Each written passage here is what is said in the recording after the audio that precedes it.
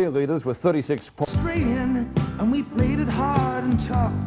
We knew the game would make its mark, and we didn't mind it rough. We made our game Australian, and we booted it our way. We broke the rules Australian style, and footy came to stay. It's our Australian football, played the way it's meant to be. You can feel it any Saturday at any game you see.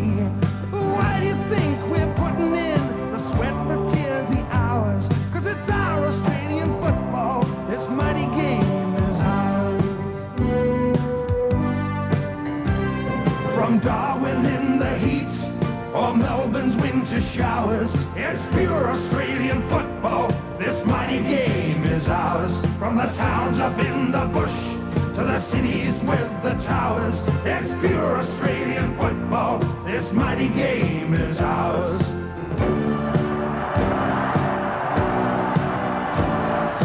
Aussie skill and courage, Aussie strength and power, it's pure Australian football, this mighty game is ours. It's pure Australian football, this mighty game is ours. Tonight, in an action-packed split-round edition of Seven's Big League, Hawthorn and Collingwood battle it out at VFL Park. Fitzroy and North Melbourne struggle for supremacy at the Junction Oval. And Carlton turn on a brilliant second quarter against Footscray at Princes Park. And a very good evening, everyone. Welcome to the special Queen's Birthday edition of Seven's Big League. First of all, to VFL Park, and Hawthorn and Collingwood hold the record for the biggest crowd at VFL Park, and that was 90,935, also on the Queen's birthday, and that was set back in 1981. Today, there was another huge crowd there with just over 62,000 turning out to see the Magpies and the Hawks do battle. Last round, both teams had surprisingly been beaten. Hawthorn by a much improved Geelong combination, while we all know what happened to the Woods out at the Western Oval. For today's game, club selectors for both teams had played their cards pretty close to their chest by announcing squads of 23 players for the clash, rather than naming a side. In earlier times, of course, the Magpies almost invariably beat Hawthorn by a large margin. Of late, however, the boots beat on the other foot, with the Hawks winning the last 4 encounters.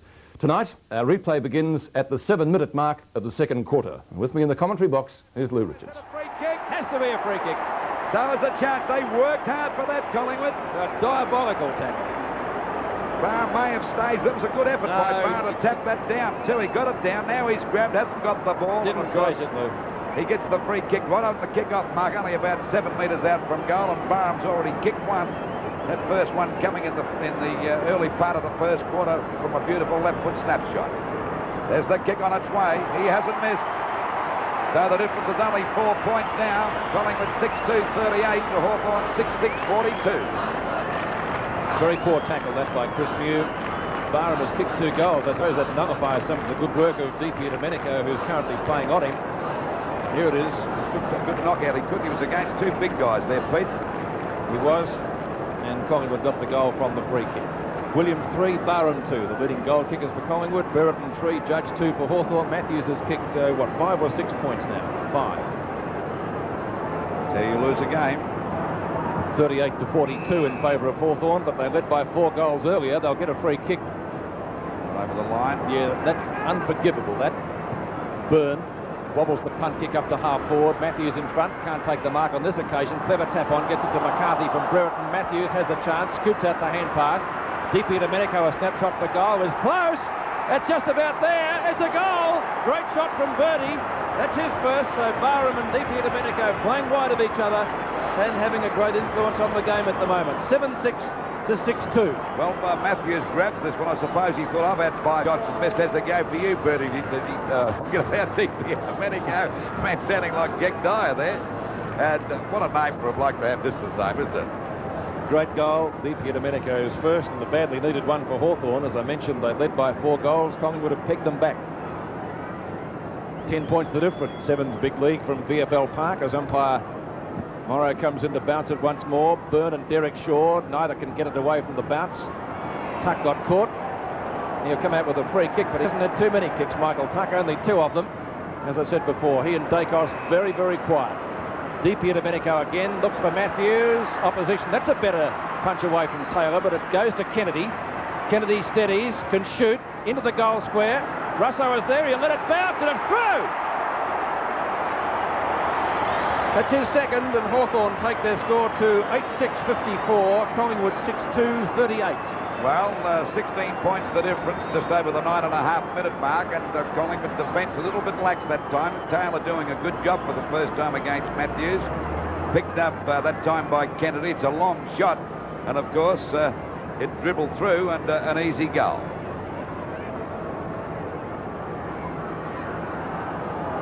Centre bounce again. We're just on the 10-minute mark of the second quarter. 18 points the difference. Shaw grabs this one. He's upended. Umpire still calling play on. And there'll be a ball up between centre field and centre half forward position for Collingwood. Hawthorn 8-6-54 to Collingwood 6-2-38. A difference of 16 points. Byrne against Derek Shaw. Well, Derek Shaw hooked that one out but didn't cover any distance at all. Knocked on by Banks, going after it now is Shields. Oh, beautifully taken away by Rains. He goes for a pass and Williams has got it. And he's already kicked 3 goals. He's only about 30 metres out directly in front.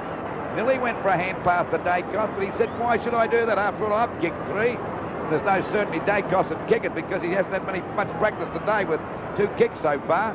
I think one only travelled about 5 metres. That was great play by Rains, wasn't it? Beautiful play. And there's no doubt about Rains when he's playing well. He's a great player. There's the kick on its way. What's he done with it? It's a goal. So Collingwood bouncing back. It's still 10 points the difference. 7-2-44 Collingwood to Hawthorn 8 goals, 6-54. After this break, your chance to win cash prizes in the NEC TAB Footy Bets competition. Right now, till June 30, Nissan dealers are on the ball with bigger deals on all commercial vehicles. And factory incentives have set the ball rolling for dealers to offer big dollar discounts. Buy before the end of this financial year and roll out with incredible deals on Urbans, 720 series, Patrols, all Nissan commercials. Your Nissan dealer is on the ball with a better commercial deal today. So call in. You'll have a ball with the savings. Only Westpac brings you Advantage Saver, the savings account that gives you all the advantages of the world's first national electronic banking system. Advantages like access to your money at more times and in more places, high interest, automatic payment of your regular bills, and it gives you the card. Advantage Saver, the savings account from Westpac, the bank. What you doing, Frederick? Cooking my own Kentucky Fried Chicken. You can't cook your own Kentucky Fried Chicken. Of course I can. Although discovering the 11 secret herbs and spices could be difficult. And anyway, Kentucky Fried Chicken is cooked a special way. Nothing tastes like it. I think I've cracked their secret. Look. Back to the drawing board? No, back to Kentucky Fried Chicken. See, it's the way it's cooked. Herbs and spices. No way. Kentucky Fried Chicken. If it isn't the herbs and spices, it must be the way it's cooked. Hi, you want to do the daffodil song with me? Come on. 1, 2, 3, 4. Daffodil, daffodil, oh, you love me, yes, you will. Knick-knack, paddywhack, what-a-dum-ree. Knick-knack, paddywhack, what a margarine. Great tasting daffodil. Knick-knack, paddywhack, what a margarine. Daffodil, taste the green. Knick-knack, paddywhack, what a margarine. The Sydney Swans will be there. The determined St Kilda will be there. You too can be there, live with 7 Sport as the Swans clash with the Saints in an all-out battle for supremacy. The heat's really on for the second quarter-final of the Stirling Cup. Live 8:30 Tuesday, exclusive to 7. On 7's Big League now, it's time for our footy bet competition brought to you by NEC. Coming up on the screen, a time. Now, if your footy bet ticket has that time on it, this is the telephone number to ring. We've changed it. Some of the smarties were dialing before we put it up, but it's 268-2174. If your footy bet has that time on it, 268-2174 is the telephone number to ring. Doesn't have to be a winning ticket, by the way. And the first 2 people through will be $250 richer with the compliments of NEC. We'll be announcing the winners a little bit later on during the program. Let's go back to the match now, and we pick it up late in the second quarter. The Magpies playing some great football. 8 goals, 11. Just on the 23-minute mark of this second quarter. Collingwood still hanging in there, but Hawthorn looking the better side at the moment. They've been into attack for most of this quarter. Derek Shaw got the knockout. A fumble that time, the ball knocked on. Matthews has got a goal at last. No, it's Now it's touched. Now it's a goal. Well, golly, had me confused there. I was rather amazed. He got it. That's Well, 1 goal, 6 he's kicked. 9 goals, 11, 65. Hawthorn at Collingwood, 7-2, 44. It was off the ground. The goal umpire gave the indication that it could have been touched. Let's watch it again. But we watch McCormack. He'll fumble here too. He's fumbled the ball. This allowed Matthews to tap it on. Well, and he's got it. I think the umpire said it's mine. So there it is. Hawthorn looking really good. And Matthews kicking his first goal coming at the 23-minute mark. Interestingly, just after his opponent had been changed too, as Collingwood go forward through Turner. Turner's kick up to half forward. Oh, Williams got a mile in the air, but couldn't complete the mark. Ayres played a great game, Mark Williams. Deep here to Domenico. Hand pass, not a good one to Langford, who replaced Russo a short time back. And the free kick going to Gary Shaw, a little bit short of right half forward. Shaw, a chip pass out to Neville Shaw. That's okay. Shaw unguarded. He could just about score from there. The pass is not a good one. He late on the scene with the tackle, but I don't think it'll be a 15-metre penalty to Barham. Yes, it will.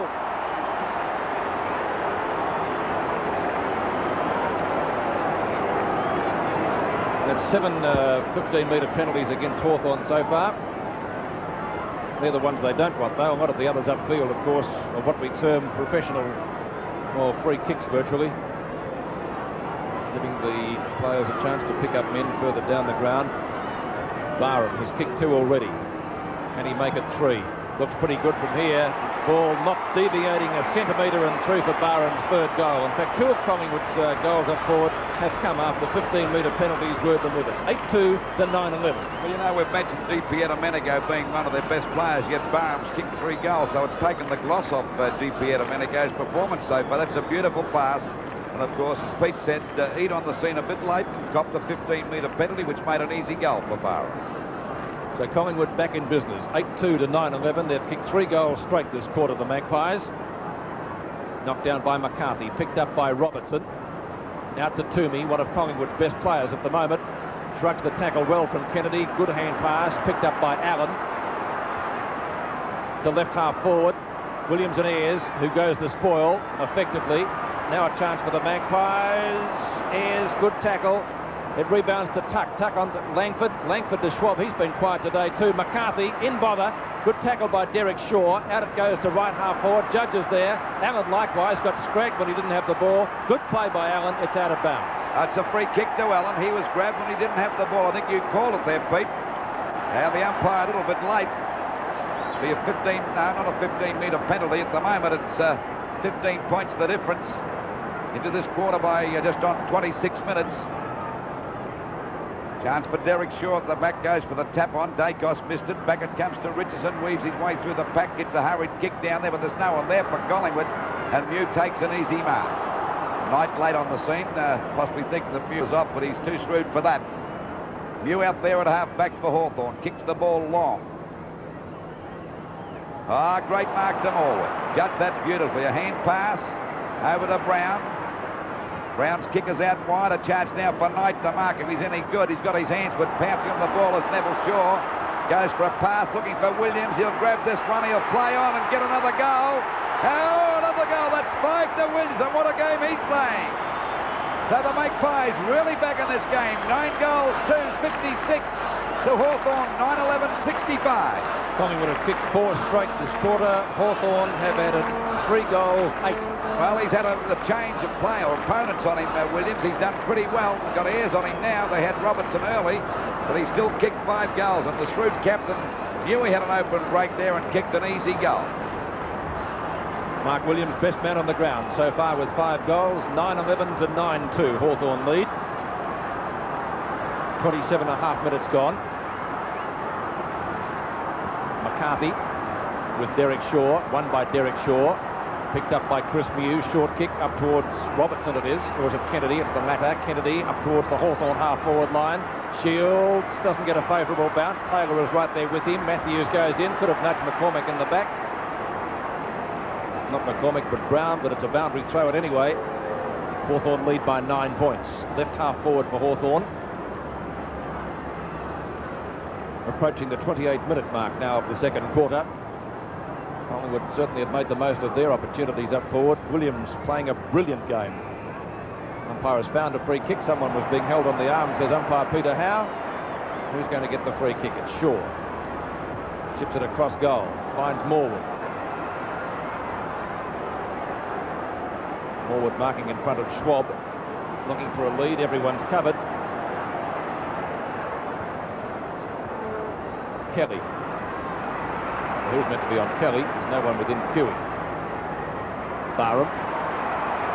Collingwood looking a little better now. Hawthorn becoming quite ragged. Kelly again. As I said, no one was on him. It's a half forward. Yes, Knight! That was a good mark, Pete. He's taken a couple of good marks. The last time he took a good mark, he tried to play on. There's Williams again! Free kick, Pete. No, yes, he has played the free kick. Well, it was a mark as well, I should imagine, because he was infringed after he'd grabbed the ball. And he was. A goal here would make the difference, 3 points? Well, he's been a real terrier since they picked him as captain. He's always been a goer, but even more so since he's been made skipper. He sets a fine example, this bloke. It was a mark anyway, I think, Luke. I'd reckon.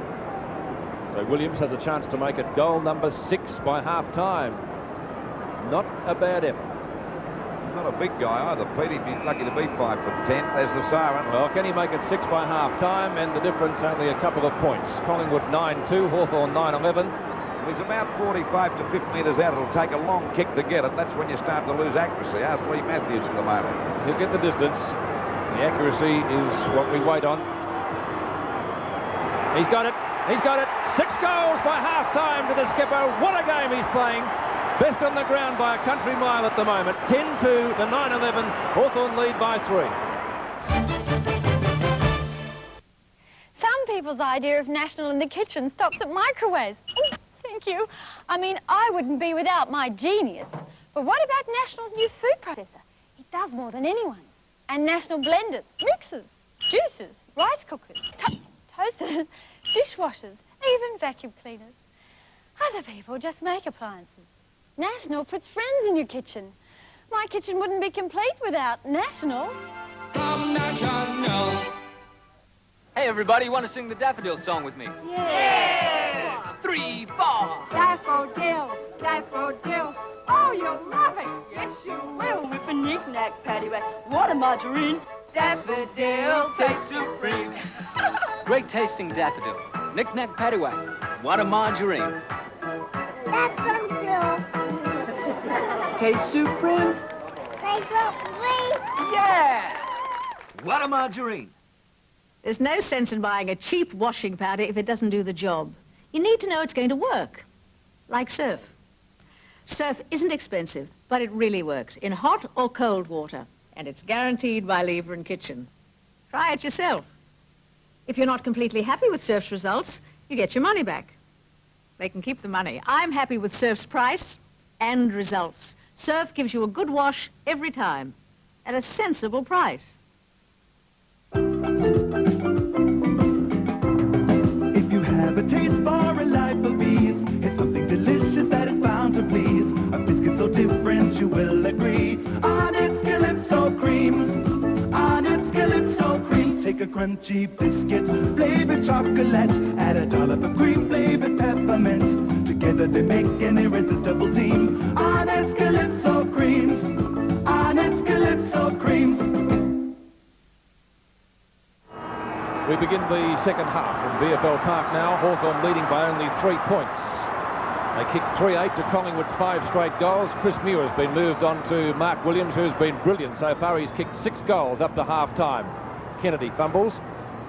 Scooped out past Tuck. Derek Shaw off the ground, doesn't get it too far. Could have been a push in the back there. Down goes Judge. Umpire letting it go a little bit. Now it's Hawthorn's chance through Byrne, who chips it out towards Langford. He replaced Russo late in the second quarter. Up towards full forward. Matthews has kicked 1-6 so far. And that one was off the ground from a couple of metres in. Matthews not knowing where to go. McCarthy is the flyer. Has it knocked away from him. A chance for Turner. Can't get boot to ball. Langford. Out to McCarthy. Or Neville Shaw lost it. Picked up by Langford again. Langford's gone for the high kick. Deep here to Medico and Gary Shaw. Toomey Had a great first half, almost threw it out to Allen. Rains, close to best on the ground. Up to left half forward. Oh, great grab taken out there by Banks, and away he goes. Collingwood in front if he goes. It's close, it's there, and the Magpies hit the front. Oh, great bit of play on the part of Williams there too. He stopped Morris from getting to Banks. Intercepted him beautifully, Pete. 8 goals straight now to Collingwood. 8 goals without a behind. Great football. Collingwood looking the goods. Now you watch Banks take the mark. Now Williams will run across and connect with Morris and put him off guard. And of course that gave Banks an open go at the goal.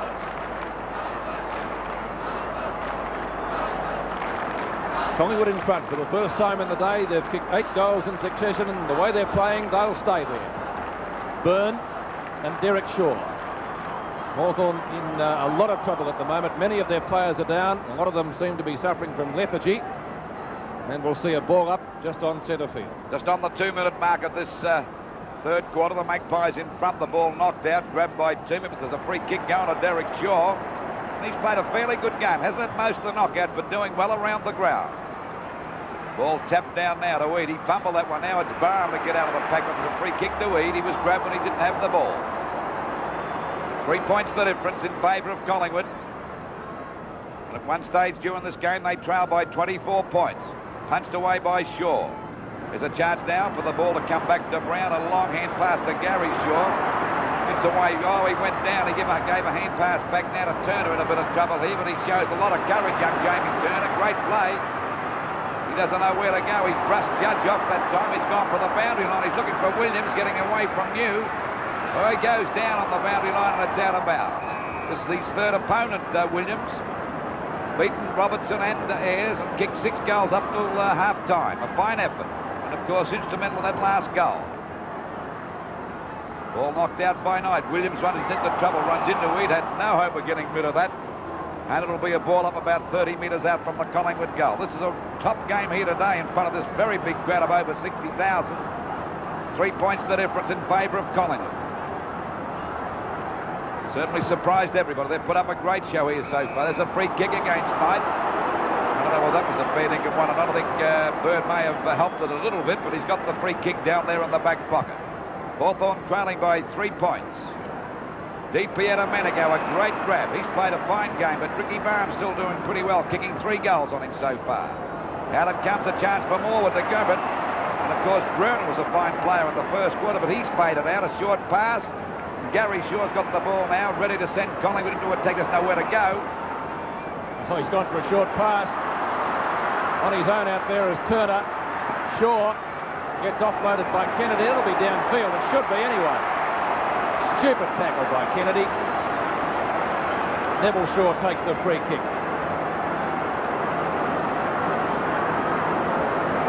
Shaw, a chance to put Collingwood 9 points in front and make it 9 goals without a point being kicked, and he has done just that, has he? I think so. 9 straight for the Maggies. Oh! Blow over coming up here, 12-2 to 9-11.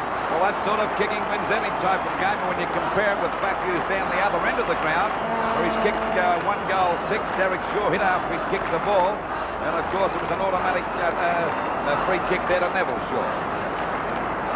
Ball driven on there was a nice goal. Well, 12-2 will beat anyone of that sort of kicking, Pete. It will, and they'll beat Hawthorn today the way they're going. They're playing like a team possessed. Hawthorn got more passengers than a 747 at the moment. Gary Shaw chips it up the full forward. Man of the match is Williams. It's knocked away. And a good knock on by Knight, but it's out of bounds. Left forward pocket for the Magpies. Well, the Magpies have got their pecker up at the moment. They're running on. 12-2 to 9-11, just on 5.5 minutes into this third quarter. And it's been a tip-top game so far. It'll be Knight against Muke with a knockout. Knocked out by Knight. Richardson gets a hand pass, punched on by Eade. Punched away by Rains, over to Tuck, but there's a free kick. It'll go to Tuck, I don't know what for. A short pass, it'll be okay. And Polkinghorn's got the ball. Back to Swabbart goes. Ball back there towards half forward. At the back there as Morwood goes the punch. It hits the deck. Shields is collared. It'll be held. Oh, push in the back. Oh, listen to this Collingwood crowd. There's about 70% of the 62,000 here. bang for Collingwood. Well, it was a bad hand pass that time by Langford. Down goes Breton. They pile in. Collingwood not messing about at the moment. And the umpire will ball it up about 50 metres out from the Hawthorn goal. And they're trailing by 9 points after leading in this game by 24 points at one stage. So it's been a great fight back by Collingwood so far, but it's early days yet. Down it comes to Dacos. He fumbles. He's been in plenty of trouble today. Got one on the back. Could have been lucky that time, Peter Dacos. That's his 5th possession for the match so far. They need him to fire, then they'll run over the top of Hawthorn, but they've got to get him going as he goes for a short pass out wide. Derek Shaw's got it on his own, and the big fella's going to go for a run. He better kick it. Gives a hand pass. Over there, it's a long one to Toomey. It'll bounce okay. Another long hand pass back to Richardson. There's a bit of a crash coming in here now as we see it's grabbed. Gets the hand pass back to Eat. Good play by Hawthorn. Swab back to DP, and a minute ago he goes down there, tackling like mad, Collingwood. Hand pass from Richardson over to Neville Shaw, and they go back into attack. Williams and Mew, it's tapped down. Now Knight goes after it. Down he goes. He tries to push it out. Out it goes now. Kelly ducks his head. He's clear. He's going to have a left snap at goal. Barnes got a chance to score now. Can he get around in time? He's fallen over the line. It's still in play. He's going to get... Oh, he's lost it. Had a chance for their... Oh, look at him going mad there. A chance for their 10th successive goal without scoring a point. Had the chance of a lifetime. 75 to 65. Well, I don't know about running all over Hawthorn, Lou. They're doing that now. They've just got to kick goals. And they've got, what is it, 9 straight now? 9-1. 9-1. So they were a great effort. Eade. Polkinghorne to Robertson. Shocking kick. Gary Shaw will get there first. Loose ball, left centre wing for the Magpies. Rains played a great first half. On to Dacos, and Mr. Magic goes goalward. Listen to the Collingwood fans, and there are plenty of them now. Great tackle, Brereton. Derek Shaw caught, holding the ball. No, play on. They're letting it go. Tuck offloaded by Morwood. Brereton, shirt front. No free kick there either. Ball socked into the open spaces. Allen is there. So too is Green. He got grabbed. The umpire still calls play on. Shields to Tuck. Hawthorn finally some teamwork. Tuck up to Matthews, and Matthews marks. He's kicked 1-6 lethal lead from 8 marks. And he's got away from Taylor on 8 occasions. Yes, it'd be interesting had he kicked straight. Hawthorn wouldn't be in the trouble that they are now. 12 kicks to Matthews. And only 1 goal. That's the bottom line. What's he done with that one? He might get another kick. If it's not a goal, it is a goal. So Lee Matthews brings up his 2nd goal, and Hawthorn come a little bit closer. 10-11-71. They trail by 4 points. 12-3-75. And we're just over the 9-minute mark, and this has been a great game. That was a great tussle. The umpire's giving the players plenty of latitude. We watch it again. Tuck, you watch him kick the ball now, but Taylor's a mile away from Matthews for about the 8th time. Back into the centre, Hawthorn trail by 4. Knocked out by Derek Shaw. Down goes Banks. Umpire call play on. And it'll be a ball up around about the centre field area. Morris minding Banks now. Of course, Mew's gone out of Williams, who kicked 6 goals in the first half of the game. And kicked one right on half-time to put the Magpies in front. Knocked out again. Comes down there to Judge. Weaves his way through the pack. He's in trouble. He's dropped it. Shaw can't get clear. Got one on the back. Well, it's holding the man, he said. 6 of one and half a dozen the other. Kicks it out wide. There's a chance for Collingwood. Shaw to mark it. He fumbled that one. He's grabbed by DP and a minute ago. He'll get the free kick. Now there's a wrestle going on here now. It'll be a 15-metre penalty. They've already got 2 goals as a result of those on the forward line. This gives him a chance to lob it in the goal square. There's a short kick coming in, but Mew's got Williams well guarded this time and takes a nice mark. Should have gone for the long kick that time. Collingwood in front by 4 points at the moment. 10.5 minutes gone of the 3rd quarter. It's been anybody's game right up to this stage of the match. Toomey goes the punch. They crash to the pack. Picked up by Kennedy. Ball short pass. Grabbed by Swab. A long hand pass. It's not a good one. Oh, they stopped a few of them that time. Picked up by Swab. He doesn't know where to go. He gets a hand pass back to Robertson, who runs back to get on the right boot. Kicks it out wide looking for Tuck. Oh, he goes down. It might be a free kick. The umpire says play on. Toomey and Tuck go after. Down goes Tuck. He's grabbed deep here to Domenico. Umpire's letting it go as we see the ball come out there to Kennedy. A short pass. Knocked away by McCormick. Grabbed here by Brown. And Collingwood playing like a team possessed at the moment. Out wide it goes to Kelly on his own. Oh, he fumbled it. Down he goes. Well tackled by E. Tries to get a hand pass out to Richards and he's grabbed. Down he goes. Umpire said too high. Well, full marks to the umpires. They're letting it go. They're not giving free kicks easy today here. Oh, what a game this is. It's a crackerjack game. And the ball back out there towards centre half forward. Williams. He's already kicked 6. It could be a 15-metre penalty if Mew doesn't watch himself. He's a far good distance out from goal. Going for goal number 7.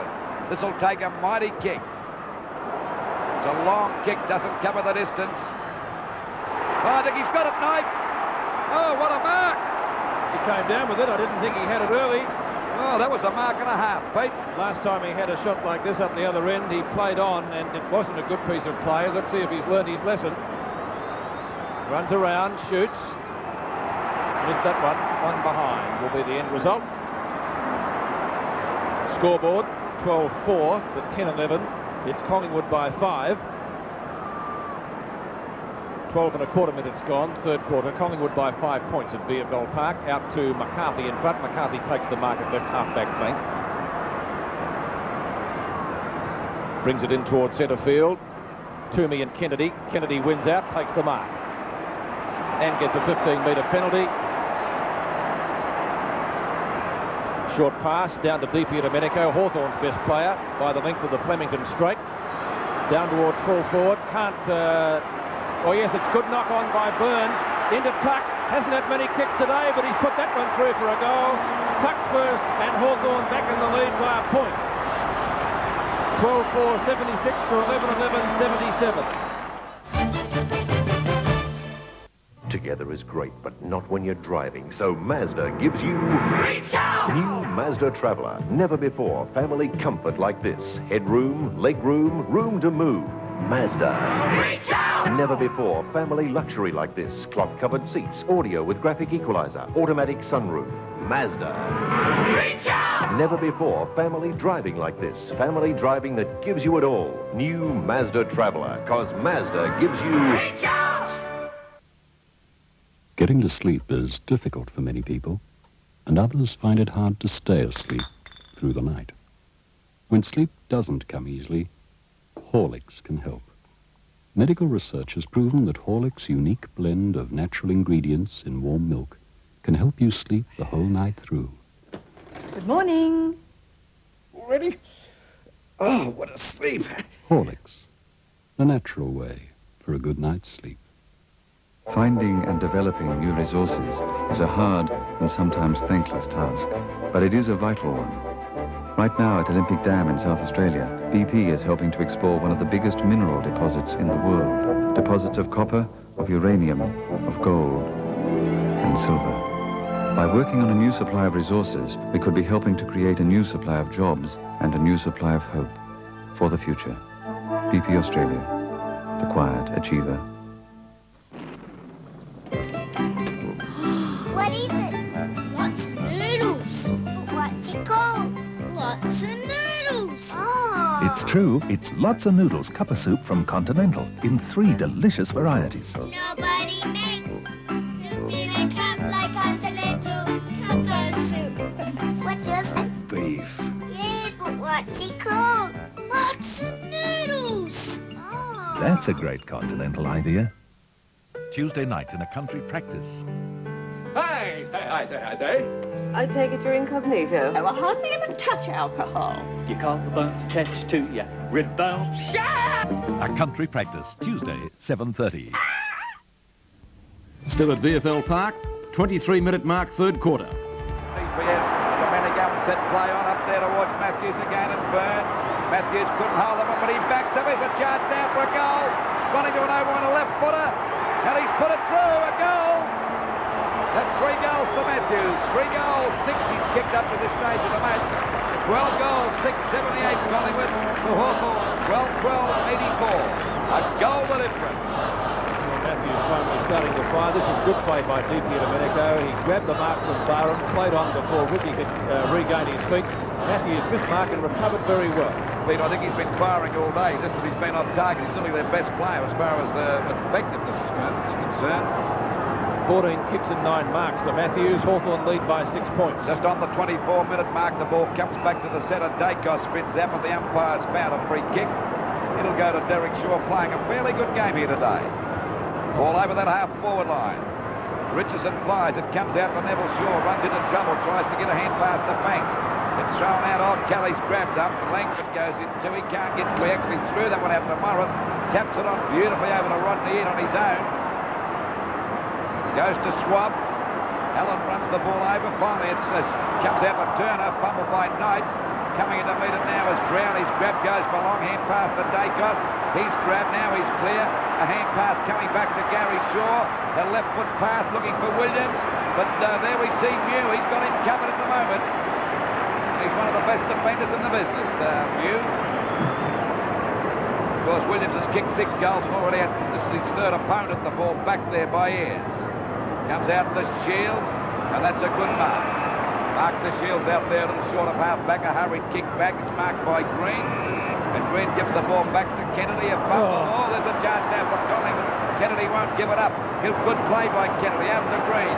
Back it goes to Polkinghorn. And Hawthorn go back into attack. At the back there is, good mark to DP Domenico. A free kick with it. Oh, the mark and a free kick. Please yourself. And he's played a great game. That's 8 behind marks he's had. Even though Ricky Barham's kicked 3 goals, he's well on top.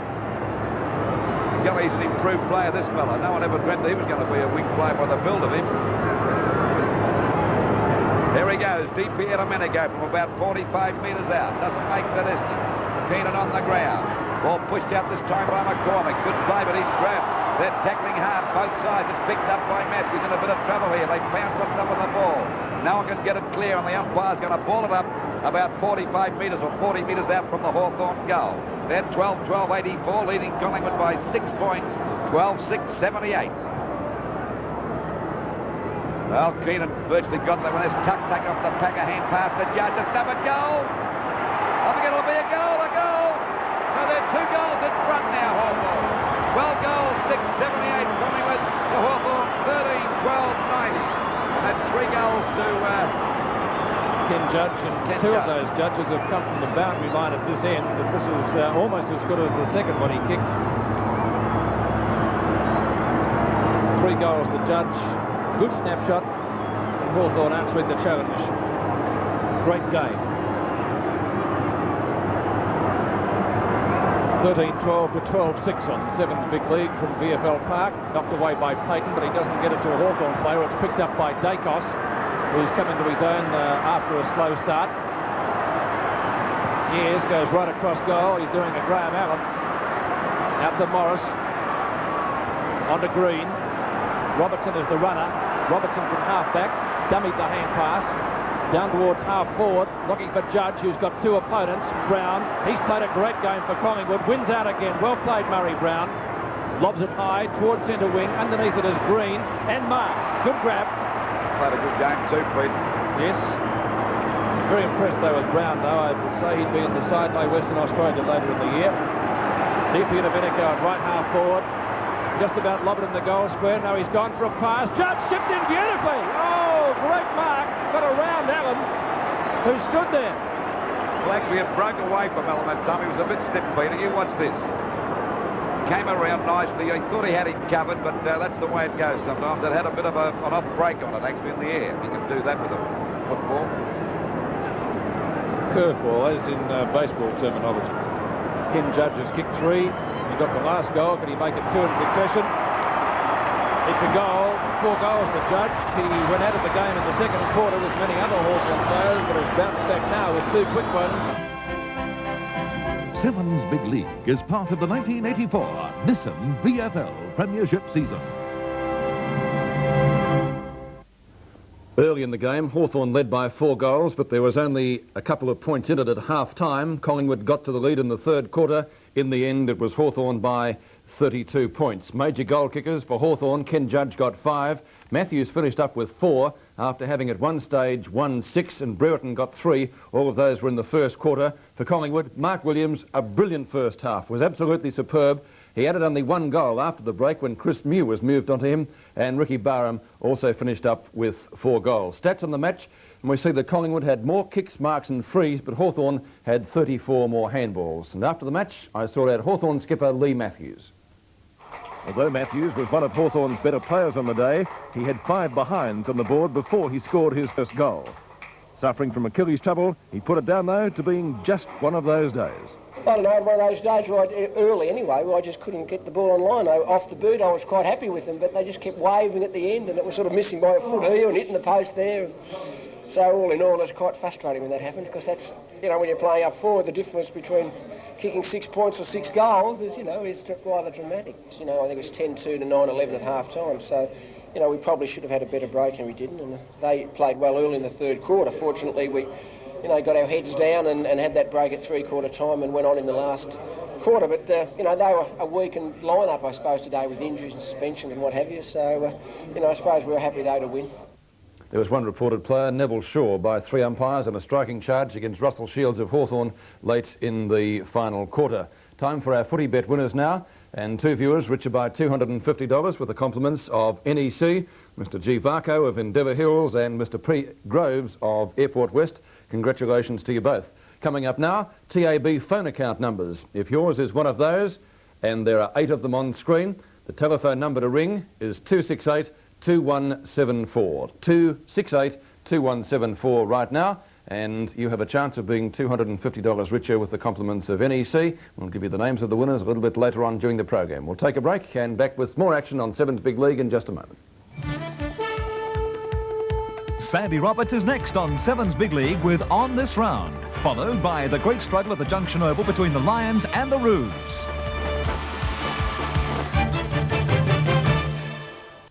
We've seen a whole lot of champions in Australia. When you're the champions in colour TV, naturally you keep the same high standards in video recorders, just like Rank Arena and NEC have done, with the NEC technology that's made Rank Arena our favourite colour TV. Features like stereo playback and a digital tape scanner to keep the tape aligned for a cleaner, crisper picture. Rank Arena and NEC. Priority check-in. Priority baggage. Flight deck club. Economy that feels more than economy. The only business class in Australia. First class luxury and legroom. The special care and attention, which is perhaps why more people fly TAA. And why TAA is Australia's leading airline. Fly number 1. Fly TAA, the friendly way.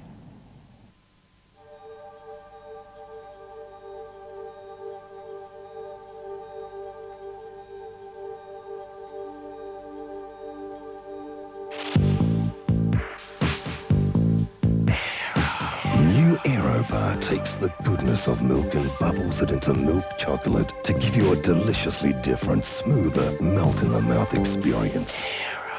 New Aero Bar, the aerodynamic taste. Top taste, top taste, top taste. Straight from the baker's tray. Top taste, top taste, top taste. Straight from the baker's tray. Top taste, top taste, top taste. Straight from the baker's tray. You know, every day Top Taste bake and deliver more cakes than anyone else. That's freshness guaranteed. Top taste, top taste, top taste. Top Taste. Straight from the baker's tray.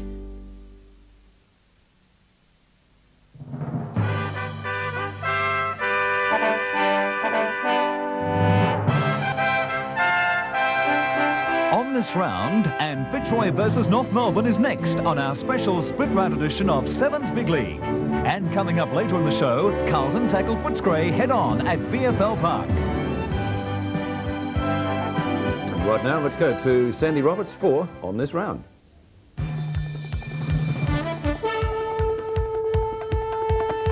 Thank you, Peter, and good evening, everyone. Midway through the 84 season, let's just reflect for a moment on this round on days gone by in VFL football. Peter Hudson and St Kilda's Bob Murray had some of the memorable duels of the 60s and early 70s. On this round in 1968, St Kilda won by 10 points, and Hutto took the honours though for the Hawks with 6 goals. 10 years later, he was still on target. When Victoria beat Tasmania in 1978, they couldn't stop the portly Hudson. He kicked 7 of a career total that topped the 2,000 mark. Meanwhile, that day Victoria beat Western Australia, making up for the caning they received in the State of Origin the previous October. Robbie Flower was best of field. In 1981, Kevin Bartlett played his 350th VFL game for the Tigers against Melbourne, and the end of his career was still nowhere in sight. Teammate Michael Roach reached a milestone too when he brought up his 50th goal for the year with 5 against the Demons. In 1982, the big news was the sacking of Collingwood's Tom Hafey. His deputy, Mick Irwin, took the reins and guided the Magpies to a 6-goal win over St Kilda. On the same day, dual Brownlow medalist Keith Gregg was reported for striking Carlton's Mike Fitzpatrick. The charge was not sustained. And at the MCG, the lead changed 15 times in the game between the Tigers and the Swans. But inaccuracy in the form of 4 goals, 9 in the last term cost South the game by 1 solitary point. In a fiery encounter last year between the Bombers and the Blues, Justin Madden was suspended for 3 weeks for striking rugged Ronnie Andrews. Roger Merritt was rubbed out for 2 weeks, and Merv Neagle was not guilty in one of the toughest games of the year. Well, that's it. Some of the great action of days gone by on this round. Back now to today's action. Here's Peter. Thank you, Sandy. Well, today's game at the Junction Oval saw the matchup of 2 of last year's finalists who found things in 1984 panning out, well, not quite as they'd hoped. The last time, in fact, that North and Fitzroy took each other on was in the match of the day in round 13 last year, a game that was memorable, if for nothing else, than the end result. The Lions winning by an incredible 150 points. Both teams, however, had shown improved form in recent matches. The Roos extending Hawthorn and going under by 2 points to Essendon, while the Roys found success last week against St Kilda. Today, too, they were strengthened by the return of their number 1 ruckman, Matt Rendell, whose appearance has more than perhaps contributed to, or non-appearance, to their slide this year. Tonight, we pick up play at the 23-minute mark of the third quarter. Our commentators at the Junction Oval are Jack Edwards and Peter McKenna.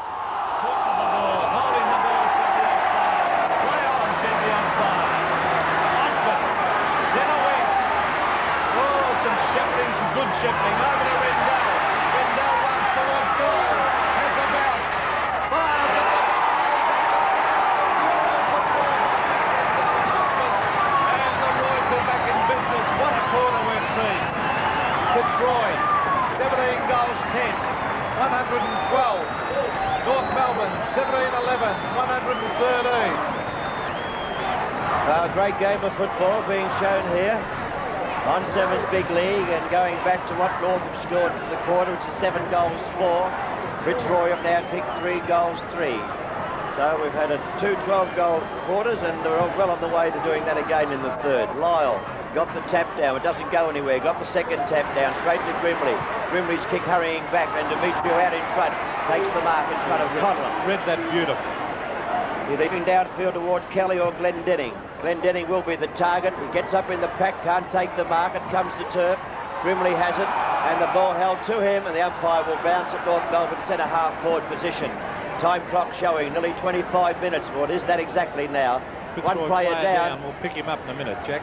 Someone should. The ball on the turf now. It's a charge for Osborne. Osborne getting the ball moving quickly up toward McCann and Quinlan. The ball running well from McCann. Taps it back cleverly. Taken by Demetriou. Demetriou goes out short. Taken by Utimer. Utimer on the wing position out of side. Plays on with a left foot kick in toward Big Lyle. Can he get there in time? He does. And a chance to play on him. Ridiculous decision. What did he do? He reads the umpire's claim shepherding against Glendenning when he's gone for the mark. A ridiculous decision. Well, I just saw him playing on to Collins. I wasn't looking for that one, but the ball being brought back. Fair dinkum. It's a man's game, not a game of basketball, as we see Roos from half back. Kick it towards half forward. Quinlan against McCann. Quinlan goes up, no mark. Hodgman breaks away, he goes for the long kick right down towards Glendenning. Up he goes, nearly took the mark. Goes in after it, beautifully taken away by Coleman. Bounce the ball, that's holding the ball. Yes, said the umpire. So Jimmy Crocker had made the tackle. It took a long time for the penny to drop there with the umpire. I'll say it. Back it comes now. They should leave McDonald 1 out. Come on, Jimmy Crocker should get it down there as quickly as he can. Well, he should. Too long. Taking too long now. I don't think you've made distance, Peter. It's dropping short. Who's out in front? Oh, nearly a chance now for North to shoot. The ball smothered off the boot. It comes back to the half-forward zone for North Melbourne. Dwyer gets it quickly to boot, up to the forward pocket area. It's close to three-quarter time, and a good mark taken down there in the forward pocket. Was it Steele? Gets it out toward Big Berry. Can't hold it. On the turf it is. Play on's the call. Picked up by Collins. Shot to goal. And it's a goal to North Melbourne. North Melbourne's Collins kicks the goal, puts another 6 points in front, and we're very close to the three-quarter time siren. Fitzroy trailing North Melbourne now. North Melbourne have kicked 18 goals, 11. Fitzroy 17-10 on Sevens Big League. Well, I must say, Jack, I know you get a bit carried away when you're commentating. This is one of the best quarters of football I've seen in a long, long time. Goal for goal at the moment. Fitzroy are trying hard to fight back. North Melbourne answering there with a goal, but the team play and the desperation has been fantastic. This is a bad free kick against Fitzroy. Someone encroached into the centre square again as Bill Berry goes long. McDonald! No mark. Jimmy Cracker, now Glendinning. Glendinning gets it out wide to Collins. He runs in and fires at the goal. I think he's kicked it. 2 goals in 2 minutes to John Collins, and the Roos are again on fire. Well, North Melbourne looking gone for all monies halfway through the second term. Have fought right back. North Melbourne 19-11, 125. Fitzroy 17-10, 112, and limping off the ground is Big Glenn Coleman, and his place will be taken by Laurie Serafini, who hasn't had the best of days. Full marks to Demetrio has put Conlon right out of the game, Jack, since moving on to him. Serafini's been moved to the forward line. That's an interesting move as Hodgman on the left foot kicks it high. This won't be a mark because it didn't travel the required distance. Osborne, left foot to Quinlan, who's been moved out from goal. A mark, no doubt about that one. Quinlan is a magnificent kick of a football, but even he could be tested here with distance. He's going the short one. It's a bad one. Hodgman, oh, they've left it. Poor play, North Melbourne. 2 North Melbourne players went for the mark, left it, and over the back was Conlon, the marking on his chest. I can't believe it, Jack. I think the call, one came to the other to leave it, and they did leave it, and they left it for the wrong fellow. This has got everything. And Conlon, point-blank range, 25 metres out, dead in front of goal, puts it on its way. The umpire wants to go overhead to indicate another goal. Kicked by Fitzroy, the scores tighten up once again. North Melbourne are leading. North Melbourne in 1911, 125. Fitzroy 18-10, 118 on Sevens Big League. Too bad if the spectators try to go by the clock on the main scoreboard. It's showing 15 minutes there, but the correct time by our clock is just over 29 minutes into this third quarter, so there wouldn't be much time to go in this quarter, but still we're seeing a tremendous game. What's that, 7 points the difference. North Melbourne in front. Berry has dominated the hit-outs, punches this one away, taken away though by Osborne. Osborne out wide to Parrish. Parrish onto the left foot, kicks it high. Up they go. Grant Laurie punches the ball away. Dimitrio's been a star since being moved towards the back line. Dean Turner ducks back and takes a good mark over the top of David Dwyer. He's got the loose man. He gives it out too. He finds Osborne on half-forward flank. He kicks high. Here's a chance for the high flyers. The ball thumped away to Demetrio again. On the left foot, Loken goes back against Kelly. But the big flyer was Richard Osborne over the top of the pack to take a screamer. Osborne half-forward flank, time clock over the 30-minute mark now. It's 30 minutes and about 15 seconds as Osborne will be looking for a high-flying forward. He backs himself, he plays on. Gets a hurried kick into Quinlan. A chance, Quinlan. The ball comes to turn. Demetrio backs up well. Hand passes over. Taken by Densley out toward Collins, but Jimmy Cracker's there. He takes the mark, half-back flank. On the outer side half-back position, he goes short. Maybe too short. No, good mark taken by Collins. Played a great quarter, Collins. Very strong mark by Collins. Kicked 2 goals in the space of 2 minutes. Now goes short down the flank, but Logan chips in. Can't take it. Another chance now. North Melbourne coming forward toward McDonald. At the back is a chance for Ramsey. Ramsey's in the goal square. It's a goal! It's a goal kicked by Lloyd Ramsey. His third goal. And what a third quarter here at the Junction Oval. A game that looked like having no apparent drawing power, Peter's turned into a great game of football. North Melbourne, 20 goals, 11, 131. Fitzroy, 18-10, 118 on Sevens Big League. Well, I'll repeat, this is one of the best quarters of football I have seen in a long, long time in league football. 3 goals to Roy Ramsey. I think even his mother wouldn't think that Roy Ramsey would ever kick 3 goals in a league football match. He's played nearly all his career in defence. As we see little Hodgman go in after, they're fighting back north. They're trying to maintain that lead. Jimmy Cracker, that's a mark. Over to Kelly. Kelly to Dwyer.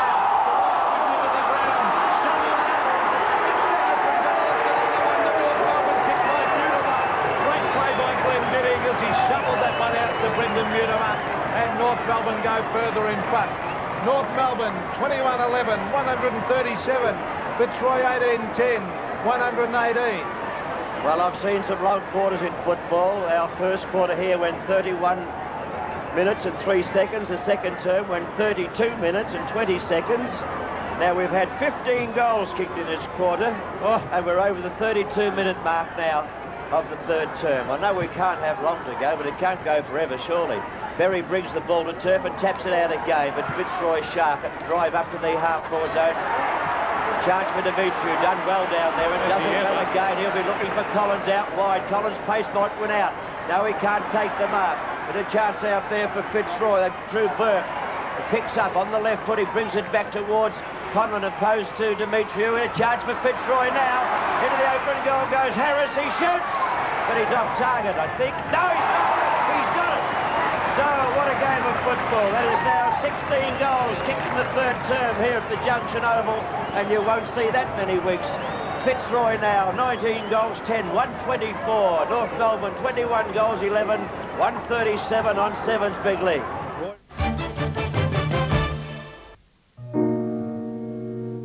In Europe, company cars bear prestige names. Australia is long overdue for its own world-class company car. At last, it has one. With refinements like warm cloth seats, FM stereo, automatic transmission, power steering, and an optional new fuel-injected engine. World-class Holden Commodore Executive, a new breed of company car. You can get it riding, you can get it sliding. You can feel it coming on about 4. A hard-earned thirst needs a big cold beer. And the best cold beer is Vic. Vic Bitter. You can get it walking, you can get it talking, you can get it working a plow. Matter of fact, I got it now. Victoria Bitter.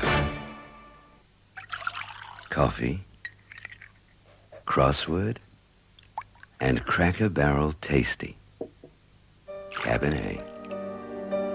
Company, and Cracker Barrel Extra Tasty. Crackers. Conversation. And new spreadable Cracker Barrel. Quality cheese whenever you choose. Cracker Barrel, the mature taste. Hey, sugar. Meet your equal. Equal, the new sweetener discovery that tastes so much like sugar you'll think it is. But Equal has only 10% of sugar's calories. Hey, sugar. Meet your equal. Equal is made from ingredients like those found naturally in many foods. There's no saccharin, so there's no bitter aftertaste. Hey, sugar. Meet your equal. Equal has the taste of sugar minus the calories. Hey, sugar. Meet your equal. On Friday night, Christopher Plummer, Tatum O'Neill and Anthony Hopkins star in International Velvet. It's about winning and losing and all the growing up that happens in between. International Velvet, your family movie premiere, Friday, 7:30. Well, here's the quarter we've all been looking for, the final quarter here at the Junction Oval. We've had some fantastic football. North Melbourne leading by 13 points. No breeze to worry the players at all. Perfect day for football. Now can North get back into the game quickly? Yes, here comes Kelly. Give it to Ramsey. McDonald leads. He takes the mark. Yes! McDonald from the forward pocket. He's already kicked 6-7 goals out of North Melbourne total of 21. And Donald McDonald. Tremendous display of full forward play. Peter, he earned it, didn't he? Tremendous display of full forward play by McDonald today. He's had Serafini moved off him. He's got Gary Pert under a lot of pressure at the moment. A beautiful pass by Roy Ramsey. Ramsey's kicked 3 goals. A terrific third quarter by Ramsey, and no one in their wildest dreams would imagine Roy Ramsey would be kicking 3 goals today against Fitzroy. McDonald, 30 metres out, very slight angle. Oh, gee, this will set North alight if he can kick this one. He kicks it high across his body, won't make the distance. Up goes Berry. Glendinning's there also. He's been a star at centre-half forward today, Ross Glendinning, and it's a point to North Melbourne. So North, they move on to 21-12, Fitzroy on 19-10. So that's 2 goals to the difference, but don't write off the Roys because they are kicking to the scoreboard end and they'll fight back. Oh, good mark taken by Ramsey in the centre-half forward position. McDonald leads again. The pass to McDonald, and he's got it. Another one. Tell you what, he's not a bad type of full forward, this player. I'll tell you what's happened in the first 2 quarters, or first 3 quarters. There were 12 goals kicked between the teams in the first term, 12 goals kicked between them in the second term, and would you believe, in the third term, 16 goals were kicked in a quarter of football, 11 by North Melbourne and 5 by Fitzroy. McDonald going for his 8th goal. That's pretty close. Donald McDonald kicks his 8th goal. North Melbourne have another further lead over Fitzroy. North Melbourne 22 goals, 12, 144, leading Fitzroy on 19, 10, 124, a lead of 20 points on Sevens Big League. And it does my heart good, Jack, to see that disposal of players looking for a full court. A beautiful lead there by McDonald up the ground. He's been a tremendous focal point today with Glendinning also at centre-half forward. They've even got Paul Roos now at centre-half back. Now that's how well Glendinning's played. We see the ball punched away by Berry, who has dominated the ruck duels today. Hinchin, left foot. Lyle couldn't take the mark. Too strong, Thomas comes away with the football, outlined to Densley. Densley's got the loose man in Collins, who's been a star since half-time. He kicks it long. He's looking for Glendinning. Oh, he was held, Glendinning. Oh, boy, turn on up.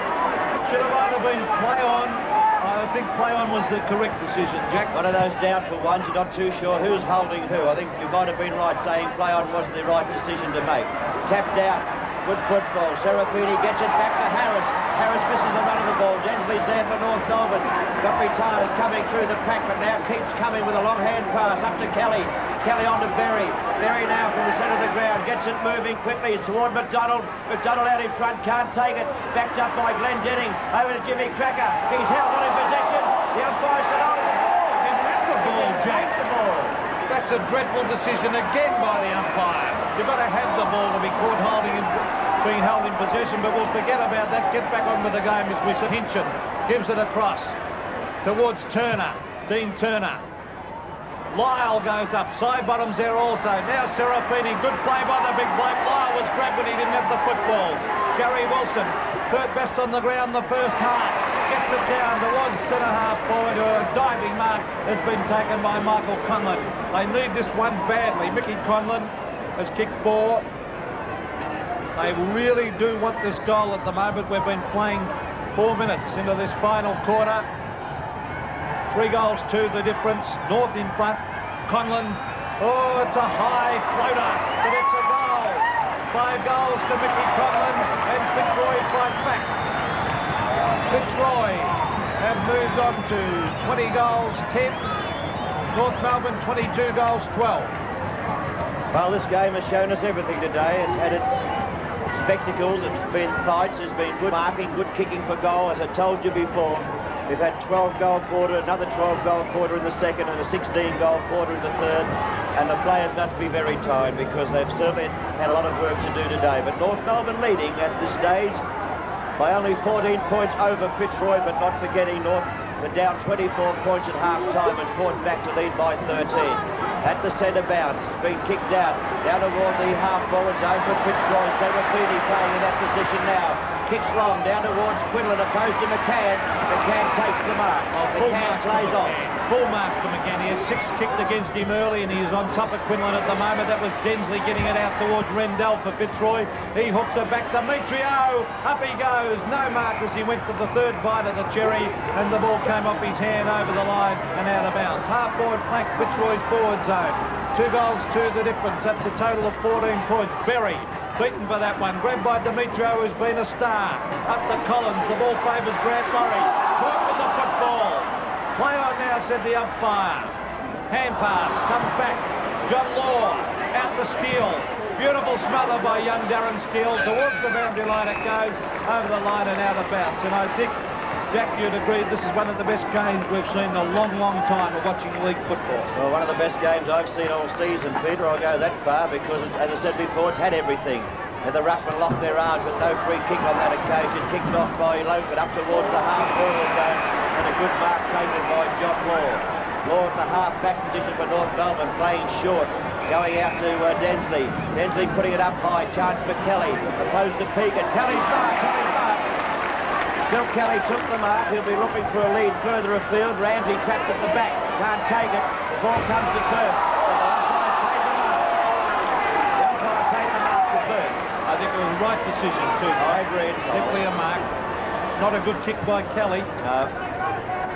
They should be kicking long at this stage of the game, but still, it's easy from up here. Side bottom, caught with the ball, taken away by Thornton. Gets in the hand pass. Serafini bundled out of the way, back to the centre, kicked off the ground. Here's a chance for North Melbourne through Collins. The ball sits for him. The lead's been made. The short pass. Steele was held.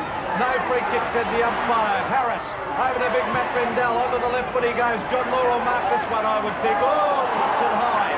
Play on, said the umpire. Side bottom. Passes his way through the pack. Bernie Quinlan leads out in front of McCann. McCann's got him.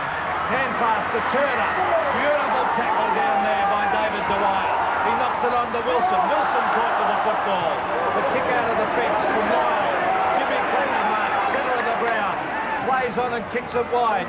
Glendinning against Roos, and Glendinning has been a star. Well, we'll wait to see what McDonald does at full forward. He leads into the pocket away from Curtis. His mark, if he's good enough. Yes, it is!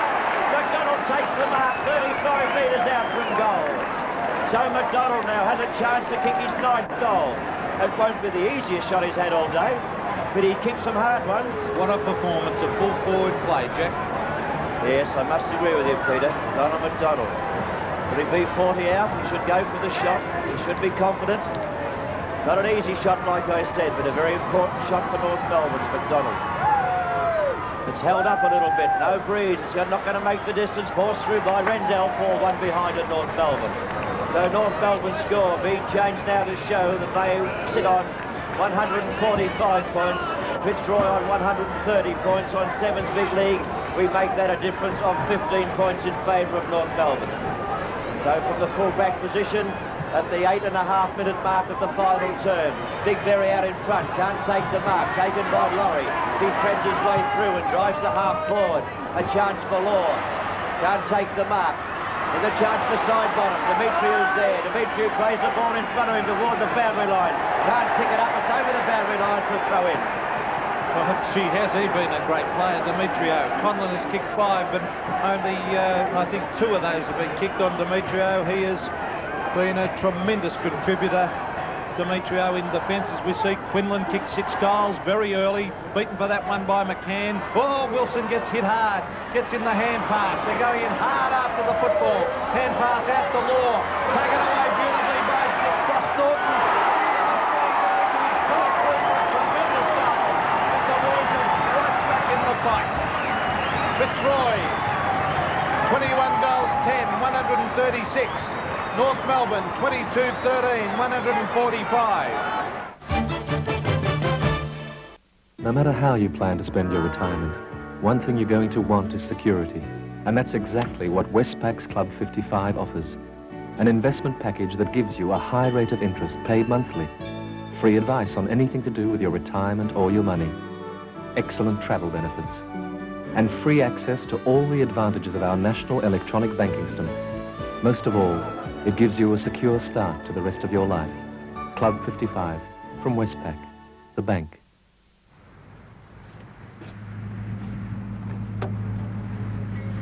Thank you, John.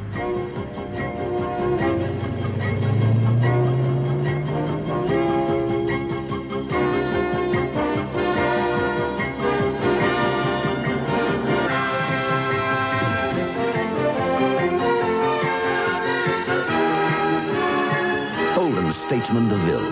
There's nothing quite like a V8. In Sheraton, Hong Kong, many visitors to Mysterious East ask me what locals drink. I tell them, I have liquor with name I cannot even pronounce. Very old recipe, lost in time, deep, warm, mysterious taste. Then I show them Jolly Walker. Hard to pronounce, but Jolly Walker, easy to drink. Have one with me, yes? Johnny Walker, the world's first choice in Scotch whiskey. The Scotch behind the man behind the bar. One great day after another, take it one great day at a time. Great day at a time. All the great things you're gonna discover. Let yourself go and you'll find all the great things you ever wanted to do. It's great to get away and live one great day after another. Holiday WA.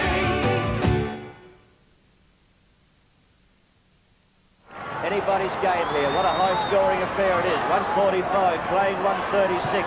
North Melbourne leading. Berry at the tap. Tried to take it, couldn't do so. Picked up and hurriedly kicked by Smith. That's a high one. David Dwyer can't get there.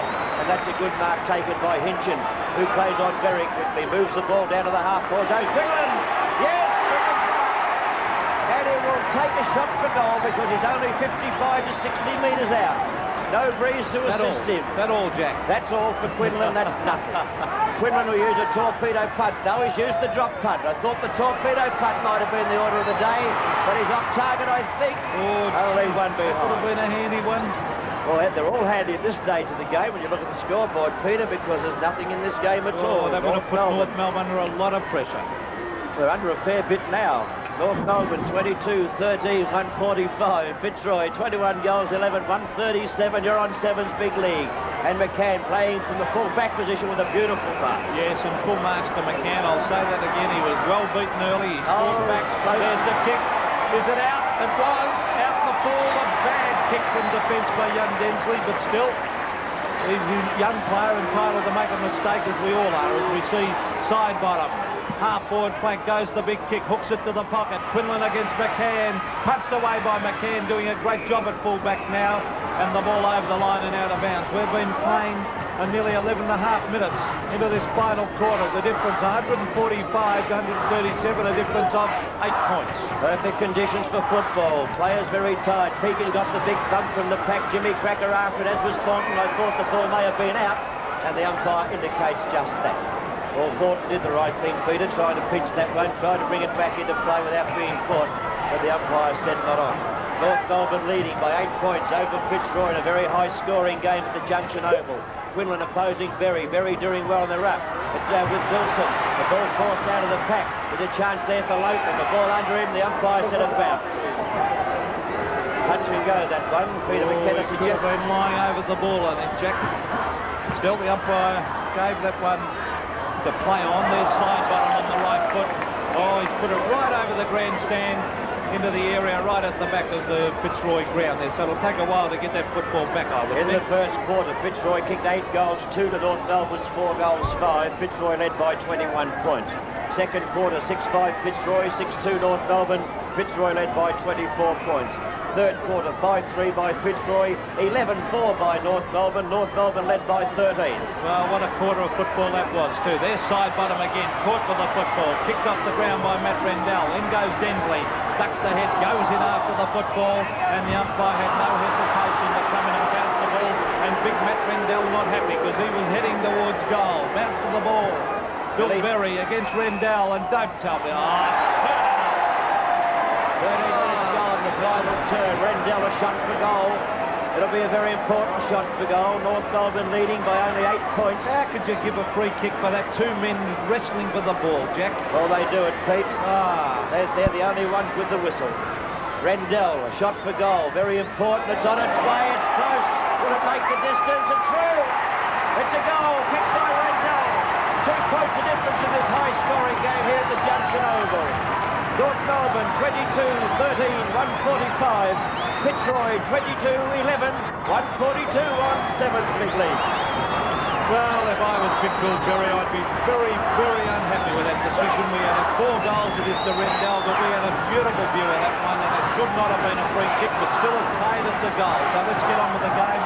Scoreboard showing 3 points the difference as back to the bounce. Berry against Rindell. A good bounce of the football. Up goes Berry, the big punch away. That's grabbed there by Turner. Lyle goes back, punches the ball away. Ridling strides towards goal. Strong play by Thomas. Here's the chance for Fitzroy. Shot ball into the open goal. She's put it through. And Fitzroy went to front. Well, Fitzroy going to the front. I suppose the first time since half-time, really. They did hold the lead in the third term, but Fitzroy now, 23 goals, 11, 148. North Melbourne, 22 goals, 13, 145 on Sevens big lead.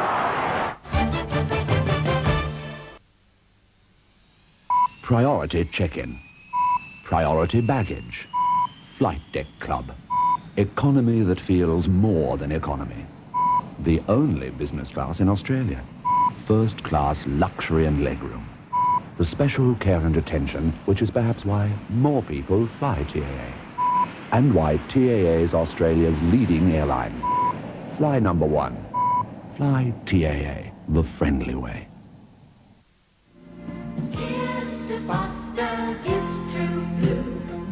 Australia's beer that grew and grew. And now it's enjoyed all around the world. All around the world you're gonna hear this word. Foster's Lager, it's got the flavor that's taken it all around the world. Cheers. Mitsubishi introduce a totally new experience, the Nimbus. It's unlike any car you've ever seen. With dozens of different seating combinations, it has the versatility of a van, the extra space of a wagon, and the convenience of a bus. Combine all this with the performance of a sedan, and you get a car so advanced, it's not just one car, it's 4 cars in one. New Nimbus. It's another Mitsubishi. That's Spot, singing for his supper. What a racket. This'll quieten him down.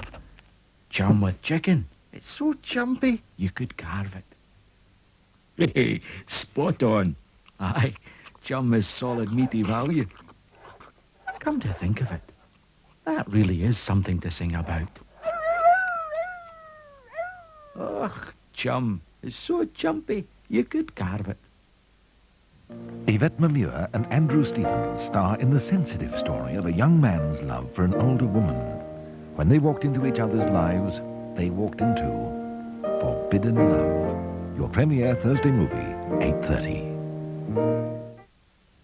Back to the thriller at the Junction Oval, 22 minutes into the final quarter. Quinlan takes this and big curtains for North. The ball on the turf. It's been hurried toward goal. A chance for Laurie. He puts it through. And Fitzroy have another goal over North Melbourne.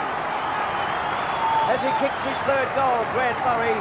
Fitzroy take a firm grip now in the dying stages of the final quarter.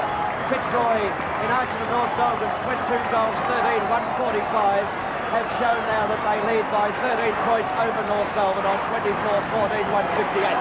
Well, Fitzroy showing a tremendous amount of character in this quarter. To come back, they look down and out. But as I said at the start of the quarter, you can never write Fitzroy off playing on their home ground as they come back hard. But full marks to a gutsy North Melbourne side too for the effort they've put in with a number of senior players out. Here it is, they're still fighting North Melbourne. In goes Kim Hodgman. Oh, could have been free kick up the ground. Up goes Gary Firth to take a mark and set a half back for the Royals. Time clock showing 23 minutes have gone and a few seconds. Short pass comes off. The ball has been marked by Osgood and Fitzroy in the centre of the Junction Oval. He'll be looking for a lead, or will he slow things down? He's slowing things down. He goes right out to the wing position on the outer side. So time-wasting effort here by Fitzroy to make sure that they retain possession of the ball, and for that I cannot blame them. There's big Matt Rendell. Kicks it wide. Gary Wilson flies. No mark. It comes up his hand. And the umpire's played a free kick to Gary Wilson on half-forward flank for too high. Ball with Wilson, half-forward flank. Moving Murphy now, getting very dusty. Wilson goes short, looking for Rendell again. The big fellow picks up near the boundary line, has a shot toward goal. A chance for Grimley at the back. Grimley, no, might hold it, and it's through for one behind.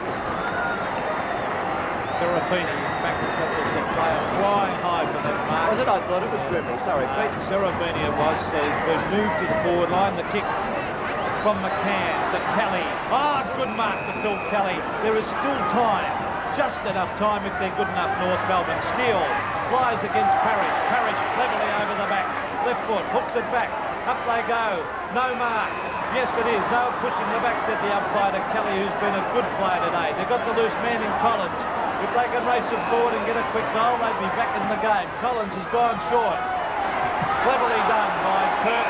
Punched away by Donald McDonald. Over the line down about. I don't know why the Fitzroy crowd are doing. They've had a charm run in this quarter in my book. They're very close to the time-on period now. The 25-minute mark coming up, and the Fitzroy picking up the free kick on this occasion. So the Fitzroy people will be happy with Dennis Thornton. Trying to take the ball away, give it to Rendell. 15-metre penalty against North Melbourne. Rendell going short to Pert. Pert can kick long if he wishes.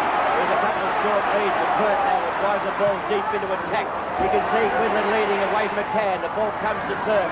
The North Melbourne defence under a fair amount of pressure. Young Steele got a hand pass upfield toward Mutimer. Mutimer can't take it off the boot, I thought. Yes, on that occasion, the umpire said it will be a free kick North Melbourne's way for mine. It came off the boot of that player in question, Pekin, and will be North Melbourne's free kick.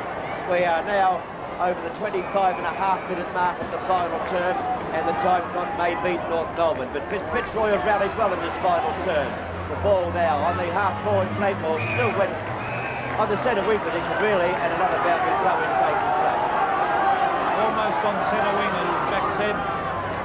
Rendell against Berry. Rendell grabs it out of the ruck. Hurried kick by Mutimer up towards the forward line. Ramsey gets the bounce of the ball. Hand pass out wide to Dwyer. He's got a chance to get it. It's something down in my book. The free was there, I thought, Pete. The Ramsey had no option but to go to Dwyer with the hand pass, but Dwyer not quick enough to get the ball moving quickly. So there's a chance now for North Melbourne through Glendenning. No, he can't take the mark. Chance for Turner to pick up. Glendenning was holding him, I thought. The umpire calls play on. And through Smith. North Melbourne come forward. Now here's a chance for Dwyer. Has the ball all by himself on the half-forward area. Looks in and finds a teammate. He found one too. He's found Passmore. And Passmore can take a shot for goal only 30 metres out. North Melbourne. The young bloke would be nervous, Jack. He'll be nervous, all right. He's been sitting on the bench watching most of this today, and it's been a very torrid affair. So Passmore, a shot for goal for North Melbourne. It's Fitzroy leading at this stage by 14 points. Passmore puts it on its way, and the umpire said he's kicked a goal, but is it too late for North? Only the next few moments will tell us. Fitzroy 24-15, 159. North Melbourne 23-13, 151 on Sevens Big League. Well, the time clock showing 27 minutes and 21 seconds gone in this final quarter. Have North Melbourne got enough time? The difference at the moment is 8 points, so they'd have to race it forward and get 2 goals. They would certainly have to get the first one right from the centre bounce and take it away from the centre and get it down there. At the moment, it looks like Fitzroy will probably hang on. There's Big Rendell. Taken away by Smith, though. Dwyer against Burke. Coming in is Pert. Almost takes the mark. The umpire has, well, he's played the mark. Gary Pert almost on half-back flank. Good effort by Pert, who's had his colours lowered today at centre-half-back and at centre-full-back by 2 great players in Glendenning and Donald McDonald. 28 minutes gone as Pert drives off. What a mammoth kick right down toward Lyle. A chance for Quinlan. Quinlan's kick was touched off the hands. It was touched off the hands. That was touched off the post. It was touched off the boot. Oh, shocking umpiring again.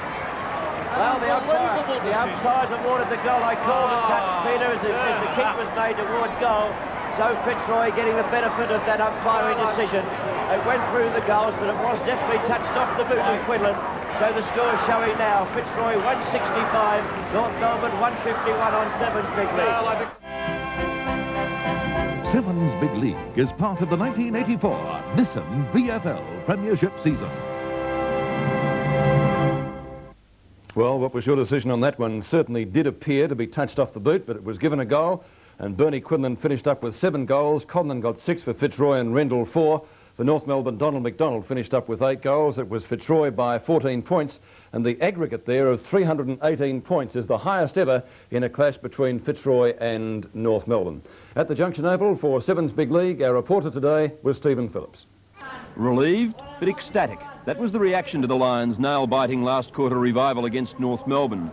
Fitzroy had 11 goals kicked against them in the third quarter, and later I asked coach Robert Walls what he'd said to his men at the last break. Well, at three-quarter time, I felt that, you know, we'd had our ups and downs throughout the year, and really, if we were going to show people that we could play, it had to be a win in the last quarter, because, you know, we were down, and, you know, a lot of people were probably expecting us to fold up, but, you know, I thought that the pleasing thing was that so many players who'd had low spots through the game really came back and had a go in the last quarter. It showed the importance and how much you have missed Matt Randell and Gary Sidebottom in the first half of the season. Oh yes, they're certainly good players for us. They're, you know, players who are in the action a lot as ruckman and centre half forward, and they contribute a lot to the other players around them. And, you know, Matt's effort today, it was only his second game in 12 or 14 weeks, was, you know, really a great effort. One man all Fitzroy supporters were glad to see back in action today was Matt Randell. Matt, very frustrating sitting on the sidelines the last few weeks, but it must have been great that last quarter. Yes, Stephen, we played the better football for a half, but they played a very good brand of football, and they surprised me. And they were still in it. In the third quarter, they came out and kicked 11 goals, I think, and hit the front. But to our credit, was probably we haven't really done a lot this year. We fought back and won, and it was great. I see by the statistics you had 8 kicks in the last quarter. After such a long laugh, one would have expected you would have gone downhill a little later. Yeah, well, I didn't really do a lot of the ruck work in the first half, probably about 30 minutes of the first 3 quarters, and Glenn Coleman did a lot of it, and Glenn Coleman got hurt. And I enjoy playing when it's tight, and I enjoy getting a few kicks and doing the right things when it's tight like that. Thrilling game at the Junction Oval. Stephen Phillips, our reporter. If North Melbourne could only string the quarters together, then they possibly still would be a force this year. Time now for our phone account winners in the NEC competition, and 2 winners, richer by $250, were Mrs Kay Lindley of Pascoe Vale South and Mr F Mackay of Keysborough. Congratulations to those 2 viewers. Their names go into the barrel for our end of the year competition. There are some great prizes to be won. The main prize, John Deeks, is in the second quarter-final of the Stirling Cup, live on 7. On the goal-kicking front today, 2 players getting good bags of goals. Bernie Quinlan, he finished up with 7, and Mickey Conlon, he finished up with 6. Both of those, of course, at the Junction Oval. Leader, of course, still the Fish, Paul Salmon, with a total of 58 goals, followed by BT, Brian Taylor from Richmond, and of course he wasn't in action today either. Right, well, today's Princes Park clash between Carlton and Footscray pitted 2 of the big winners of the previous round against each other. The Blues, more than impressive yesterday week in disposing of the Sydney Swans, while many fans are still talking about Simon Beasley's mark and goal that gave the Bulldogs a last kick of the day win over the Magpies. Despite that, Footscray's form is still hard to follow. Wins over the Swans and Essendon preceded defeats by St Kilda and Melbourne, while Carlton's wins last week saw them bounce back into the 5 after losses to Hawthorn and Essendon. Our replay tonight begins at the 9-minute mark of the second quarter, and our commentators at Princes Park are Sandy Roberts and Bob Skilton. In the last line of defence, Southby puts the kick up towards half-back. Buckley takes it for Carlton. Has played on. Gets a hand pass out now. Robertson puts it up towards centre wing. Kennedy coming out. Kicks the ball off the ground. Unfortunately, it goes straight to Elvin. Elvin copped a hip and shoulder from Kennedy, and he will take what was a mark anyway. Elvin not waiting for the 15-metre penalty. Goes straight on. Puts it down long, hoping for Justin Madden. The height of Madden. Murphy comes out with it. Steps towards goal. And Murphy brings up 8 straight for Carlton. 2 goals to Fraser Murphy. 8 to Carlton. 8 goals straight, 48 points, the 7-point lead over Footscray on 6-5-41. Good roving by Murphy. Ashman coming off the ground, Marku on. Ashman doing a fine job in the last few minutes, and I think that Carlton obviously deciding to rove Ashman and Marku on and off the bench. Murphy virtually a permanent 4 pocket. Centre bounce. Carlton with only 3 players in at the centre bounce. Ashman, Marku not taking any chances and bringing the extra, not realising there are only 3 there. Yeah. Hunter gets a push in the back. No free kick forthcoming. It'll be a bounce to take place. And the big crowd here at Princes Park certainly getting their money's worth in this opening quarter and a half of football, with plenty of advice coming from the big crowd, many suggesting or disputing their parenthood. Murphy goes streaming away, but the last line of defence, the Constable. Emmett. Short towards McPherson. He's got support through Cordy. Dunn goes in strongly. Still going is Curly Austin. Still going Curly. Well done. As he gets a high kick up towards the forward zone. Madden is there. Can't complete the mark. And the umpire, Kevin Smith, comes in and says, gentlemen, all hands. What a game of football this is developing into. Curly Austin only had 3 kicks in one there, Sam. Great persistence, though, because he was against the odds. Madden trying to use his height, but Percy used his bulk. Royal gets a hurried kick. Out in front of McPherson, the boundary line will be, or Reed met him too high, and it goes over the line, and a throw-in to take place. Well, Footscray showed last week that they will fight to the last siren. Let's hope they do that today, as Wow Jones is as subtle as a stepmother's kiss in giving that free kick away. Really well. So Andrew Percy to centre wing. Jimmy Edmund, the flyer, can't take it. Southby waits behind, gets it across to Corcomelis, who spears one in towards the middle, and Buckley could have been pushed in the back. Play on is the call, and Buckley will try and come away with it. He eventually gets the free kick for a push in the back. Plays on straight away. Should have been brought back behind the mark, but he's able to play on, and a nice mark taken by Dean. So Peter Dean looks a player, Sandy. Yes, he started well. Kennedy getting a 15-metre penalty being paid against him. That brings Dean within kicking distance. He's already kicked one. And right now he's only 35 metres out, directly in front. Rick Kennedy having a word to Vaz Basalou. Kevin Smith, I should say. They don't look a bit alike either. Not really, unless you've got dark glasses on. Dean goes towards goal. 2 goals to Dean and 10 straight to Carlton. Or is the board beating me, Sandy? Is it 9 straight? I think you're getting a little carried away with yourself, Bob. I think it's only 9, but what a performance. 9 straight to Footscray's 6-5 on Sevens Big League. Well, you did say at the luncheon, Sandy, you mentioned 10 straight, but you said it wasn't going to be in the first quarter. I think if you recall it, Bob, I did say they kicked 10 straight against Hawthorn, kicked 10 straight against them 2 weeks ago. Centre bounce. Madden wins it out of the middle. Corcomelis and Buckley unable to take it out. Now Buckley has a second go. Looks for the free kick and he gets it. So little James out of the middle. Tumbling a punt down towards the forward line. Big Wow hasn't got the pace. Hunter's got the skill. Caught, but he gets his kick. And he goals! Now you've got your 10 straight, Bobby Skelton.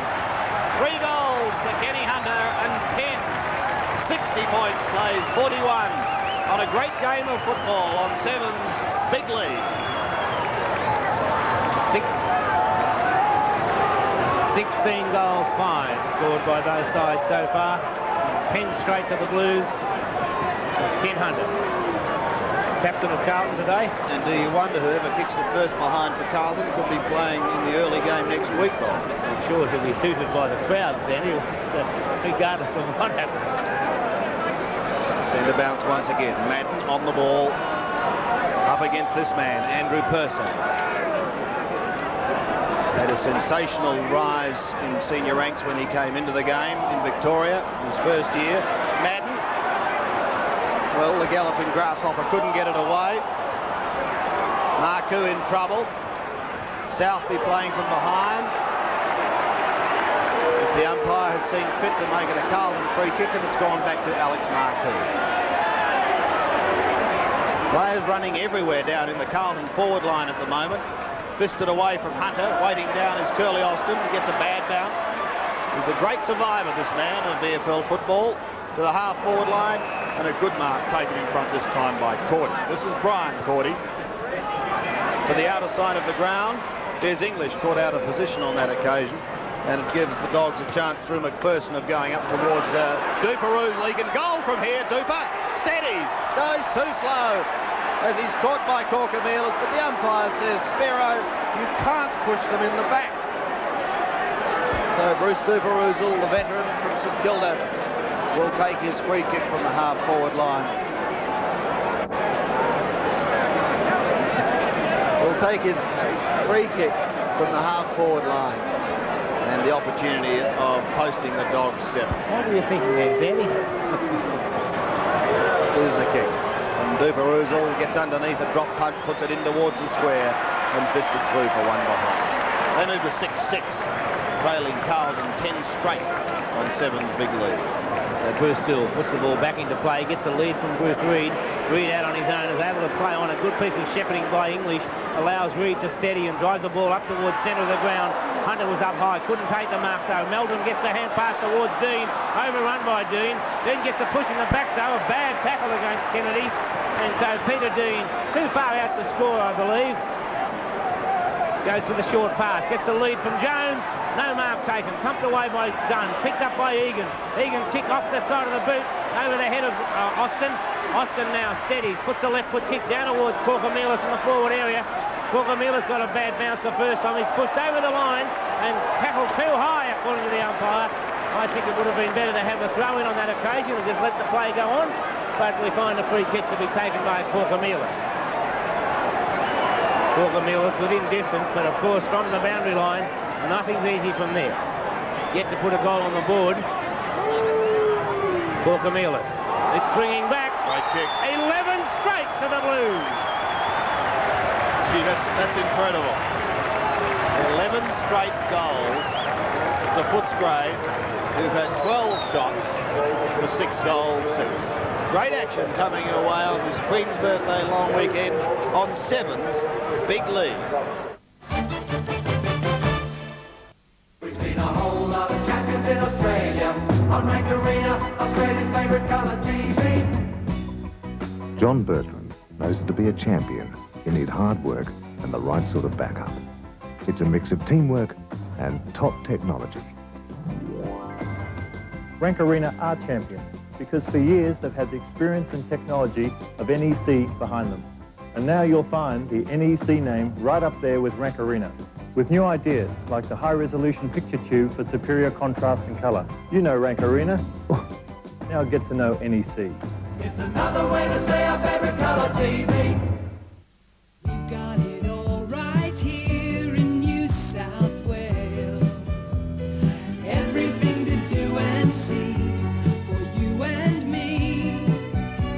The whole wide world is at your doorstep. New South Wales. Take a good look around New South Wales. You want to cook perfect pasta? It's your choice. Ordinary pasta or Legos, the al dente pasta, made with a special durum wheat to stay al dente. Firm, golden, perfetto. Even if it's overcooked, it won't go, mushy. And look, Legos, the al dente pasta is more than just spaghetti. Legos autentico. Bravo. 1 in 4 couples will get this message too late. Marriage counselling. An open door to a brighter outlook. Saturday night, an Australian first, when live from France, 7 Sport proudly presents an exclusive telecast of the Le Mans 24-hour endurance race. Representing Australia in superfast Porsches will be Bathurst winners Peter Brock and Larry Perkins, and last year's winner, Australia's Vern Schuppen. The Aussies make their assault 10:45 Saturday night, and 7 Sport will be there to bring you all the action as it happens. Live via satellite, the 1984 Le Mans, only on 7. Proudly brought to you by GMH and Bob Jane. Be there. With 12 scoring shots to 11, Sandy, you wouldn't expect to be 24 points down. No, right, Bobby. Let's go back to the centre bounce, and Purser with that long run-up is unable to beat Madden, who gets it down towards Dean again. Up towards the half-forward line he goes. Let's have a look at the pace of Wow Jones. No, he hasn't got it on that occasion, nor has Emmett Dunn. But Jones has the opportunity. Big Wow tries to get it across to Tommy Alvin, but the pack develops, and Vasilou comes in, and yes, I was being a little facetious. Warren Jones, Emmett Dunn, you don't think they'll make the final the score gives, Eddie? Well, I think possibly if Jackson makes it, then they would be odds on. Here's the bounce down, a good tap away by Jones down towards the forward line. Kellett gets caught, over the line goes the football, and another throw in front of the main scoreboard here at Princes Park that shows Carlton 11 straight, 66 Footscray 6-6. Great action on Sevens Big League. There's the throw. From the throw-in, we find Carlton going forward. Oh, it's a free kick to Austin, surely. Called play on by the umpire. Austin still at it. Hooks the ball over the shoulder. It's all Footscray. Thumped away by Kellett and hit the point post, so still no points on the board to Carlton. So it's a throw-in. It's a free kick downfield. And so Ken Hunter, right from the behind post. I think Hunter will be going for the short pass. He might not want to be the first player to put a point on the board. So Hunter, from the behind post, runs around, plays on, hooks towards goal. 12 straight. Hunter kicks his fourth. 4 goals to Ken Hunter, and a very relieved Ken Hunter as Emmett Dunn and the rest of the Footscray side have a few words to say, but nonetheless it's 12 straight. So the main action now at Princes Park is centering on who will kick the first behind for Carlton. Sandy, what was that free kick for? Was it downfield or what? Bobby, if I knew, I would have won most of the quiz shows, not only in Australia but internationally as well.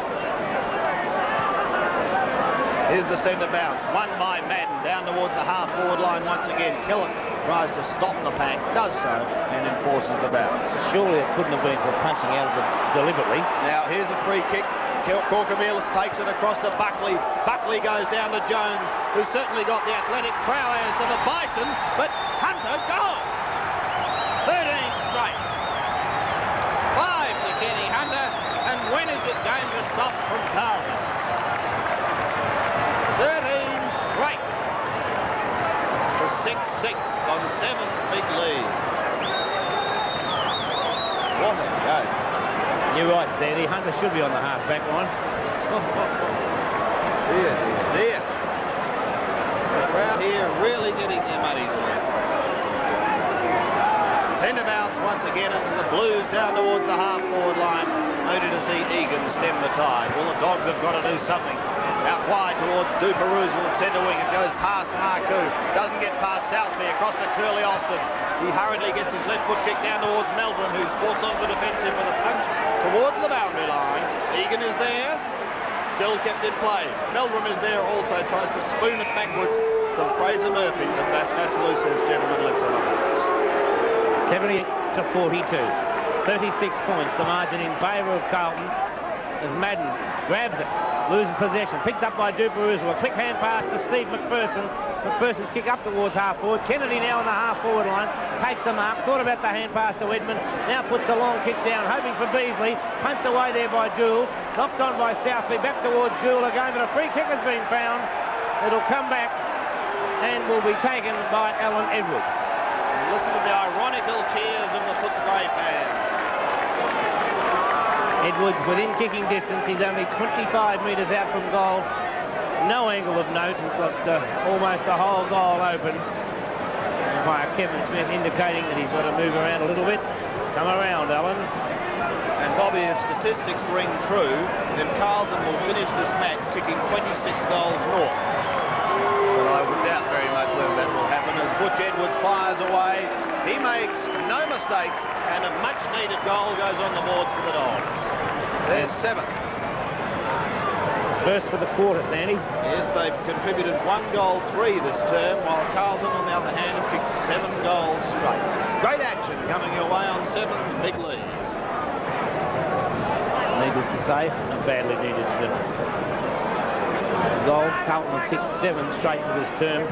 Footscray have kicked 1 goal 3. The big thump comes up from Madden. Taken by Steve Wallace, a very quiet player for Footscray. Wallace gets the ball out to Brian Cordy. McConville up high. Taken by Kennedy. Kennedy's hand pass goes forward. McPherson, that's Rod McPherson, comes in. Does it well. Hooks the ball up towards the goal area. Reed up high. Thumps it away from Beasley. Knocked on again. And it's through for 1 rush point to Footscray. So Footscray go to 7 goals 7. 49 with Carlton on 13 straight.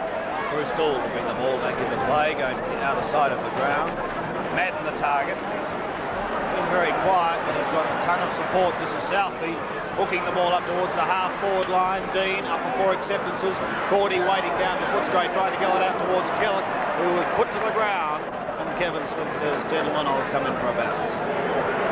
Up in the square, Wow Jones and Emmett Dunn. Just waiting for the ball to come down. Wow. And he considered a little swifter than Nauru House, although it would be touch and go.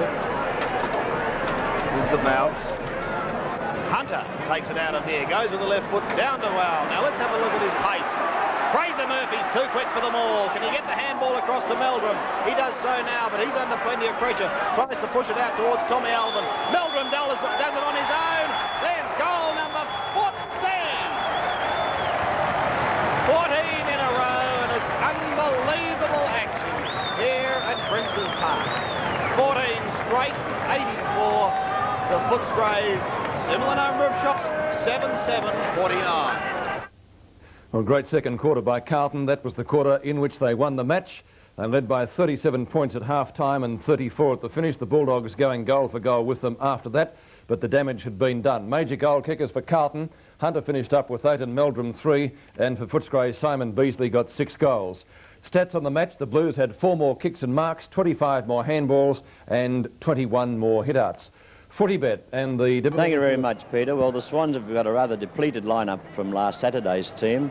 They have 8 missing from there, and a few more changes have been made this evening. Especially if I tell you just that are in. Now, there's a few coming out there. The Swans coming out there with Browning and Barry Round leading them out. But the 3 players in are Bernie Evans, Brad Nimmo and Steve McBroom.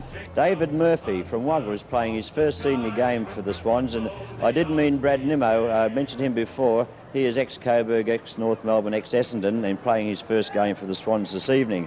And Mick Condon, who got the $100 in the Reserve Cup game last Sunday, is playing for the Swans this evening. So there'll be a lot of faces out there you won't know, but I'm pretty sure that Lou, Peter and Bobby will keep you informed over the evening. Now let's see what Stephen Phillips has from St Kilda. Thank you very much, Jack. Magnificent night out here at VFL Park. As is usual at this time of the year, a heavy dew on the ground. St Kilda have 2 players into the side, Greg Sharp and Simon Meehan. They've got a lot of good players out, but Ian Stewart, their general manager, told me as the team was just about to come out, led by Jeff Cunningham, that they really are desperately keen to win tonight. They have put their best side in the field that's humanly possible. Cunningham captain with Barker and Robert Elphingston, unfortunately injured and unable to take their place. Fabulous down here. Look forward, Peter, to a great game. It's great night, as long as you've got a coach, Steve. The umpires for tonight's match, Shane Carbines and Greg Sidebottom, and we'll be back for the first quarter in just a moment. Right now, till June 30, Nissan dealers are on the ball with bigger deals on all commercial vehicles. And factory incentives have set the ball rolling for dealers to offer big dollar discounts. Buy before the end of this financial year and roll out with incredible deals on Urbans, 720 series, Patrols, all Nissan commercials. Your Nissan dealer is on the ball with a better commercial deal today. So call in, you'll have a ball with the savings.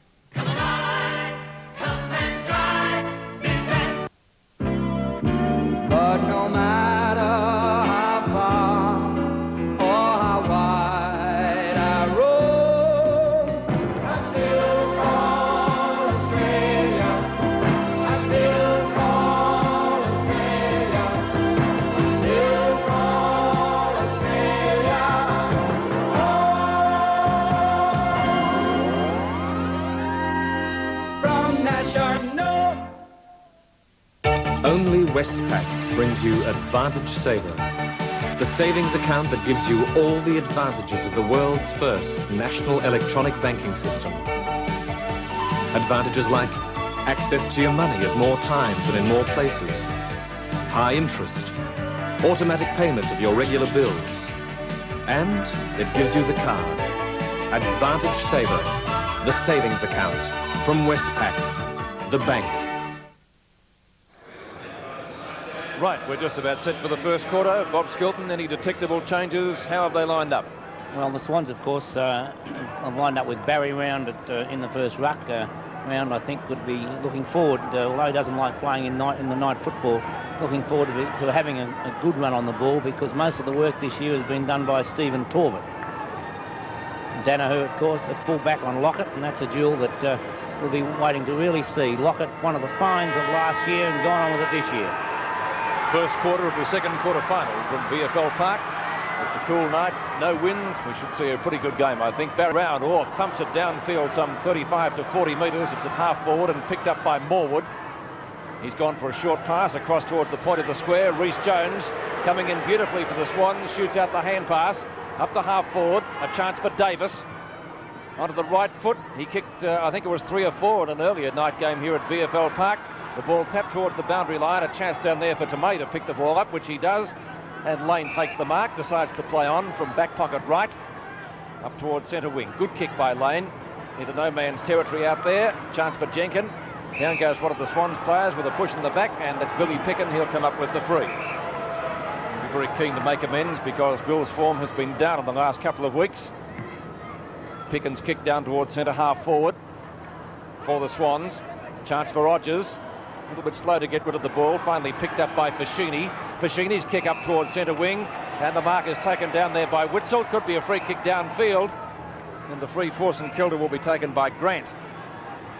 Grant at left centre wing for St Kilda. Picken in front again and takes a good mark. So he could be set for a good night. Billy. Hand passes on to Browning, a late inclusion in the side. I think he was originally going to be rested up towards centre field, or centre wing it is. Scooped out, and the Saints go forward again. It's driven up by Jenkin towards left half forward. Picken, yes, another grab. And he's having a great night already. Billy, not a good hand pass. Browning makes amends, looks for and finds Anthony Danaher. Gets clear of Cowie. His kick up towards the point of the square. Trapped beautifully for St Kilda by Burns. A short pass downfield. Hughes is the high flyer. At the back is Jenkin, a chance. He can pick it up, the ball already very slippery. Smith fires out the hand pass, and the Swans get out of danger. And they take the ball back there towards half back. Tomei overran the ball as a go for Evans. Grabbed a bit high, but not Evans, it was Lane, I should say. Finally picked up by Rhys Jones. The ball back towards the centre wing position. And they're going in pretty hard both sides. There's a chance now for Cronin to pick this one up for St Kilda. Shrugs a couple of opponents off, goes after it again, but they're falling over pretty heavily at the moment. Little Murphy's in the thick of things. Now it's Cronin coming out of the pack with the ball for St Kilda, but in the way there we see Browning to take the mark at half back. This is Browning. It's kicked back towards the centre of the ground. Ball punched away by Morwood. Finally driven up there by Chilcott for the Sydney Swans. Capper got one hand to it. Sharp's giving him a bit of a rough time there. Rogers comes in, clears the pack, but it was a bad hand pass. Going after it again is Little Murphy playing his first senior game. A hand pass coming over now and driven up there by Condon, but well marked in defence by St Kilda's Frawley. Frawley's kick falls short, it's out wide, but the umpire's bringing the ball back. So there's no score as yet, and we're 3 minutes into this first quarter. Well, I don't know what that decision, Bob. Could you give an opinion of that one? Well, once he played on, Lou, I would have thought that he was over the line and it was a point. But, unless the umpire hadn't given the sign that it was... well, he may have been making him come back to go over his, have his kick over his mark anyway. The ball kicked out now towards the half-back line. Murphy in front. Morwood couldn't get there either, going for the boundary line. The ball is out of bounds on the Sydney Swans half-forward line, about 65 metres around from their goal. No score as yet. We're just over the 3.5-minute mark of this first quarter. Ball knocked out by Condon, not a good knockout. There's a free kick there for sure. It'll go to Sharp, I should imagine, of St Kilda. This is the ex-Carlton player, of course. Goes for a short pass, and there we see Burns of St Kilda to take the mark. It'll be interesting to see how Barry Round goes to tonight, because there's been a lot of talk this week that he should retire. But Barry's a strong character. That ball is out there. On the full, and Cunningham trying to claim the mark, but the umpire said it's out on the full, and the free kicks to go down there to the Sydney Swans, Frangalis. Gary Frangalis at right half-back flank, almost towards centre wing. Getting underneath the ball side bottom, went for the punch. It's ball knocked towards the boundary line, and we'll see a throw in on centre wing on the outer side of the ground. 4.5 minutes gone in the first quarter. Teams buying tonight not only for some sizable cash amounts, but also a place in the quarter, the semi-finals, taken by Cronin now. That was Lane up towards centre half forward, knock on by Cowie. A chance for the Saints now to swing into attack. Still no score on the board. Wild or long hand pass up towards Cowie. That long shot at goal looks pretty good from here, and I think Grant's put it through for the first goal of the night. Well, that was pretty good play on the part of Lockett after dropping that mark, Bob. Yes, and his St Kilda teammates very quick to let him know that they realise that Lockett, as we watch the replay now, Lockett trapping it well, giving the hand pass over the top to Cowie, quickly on to Grant, and with the Caltex Teal Cup just having been held up there in Sydney, both Lockett and Grant, ex-Teal Cup players. 5.5 minutes gone, first quarter.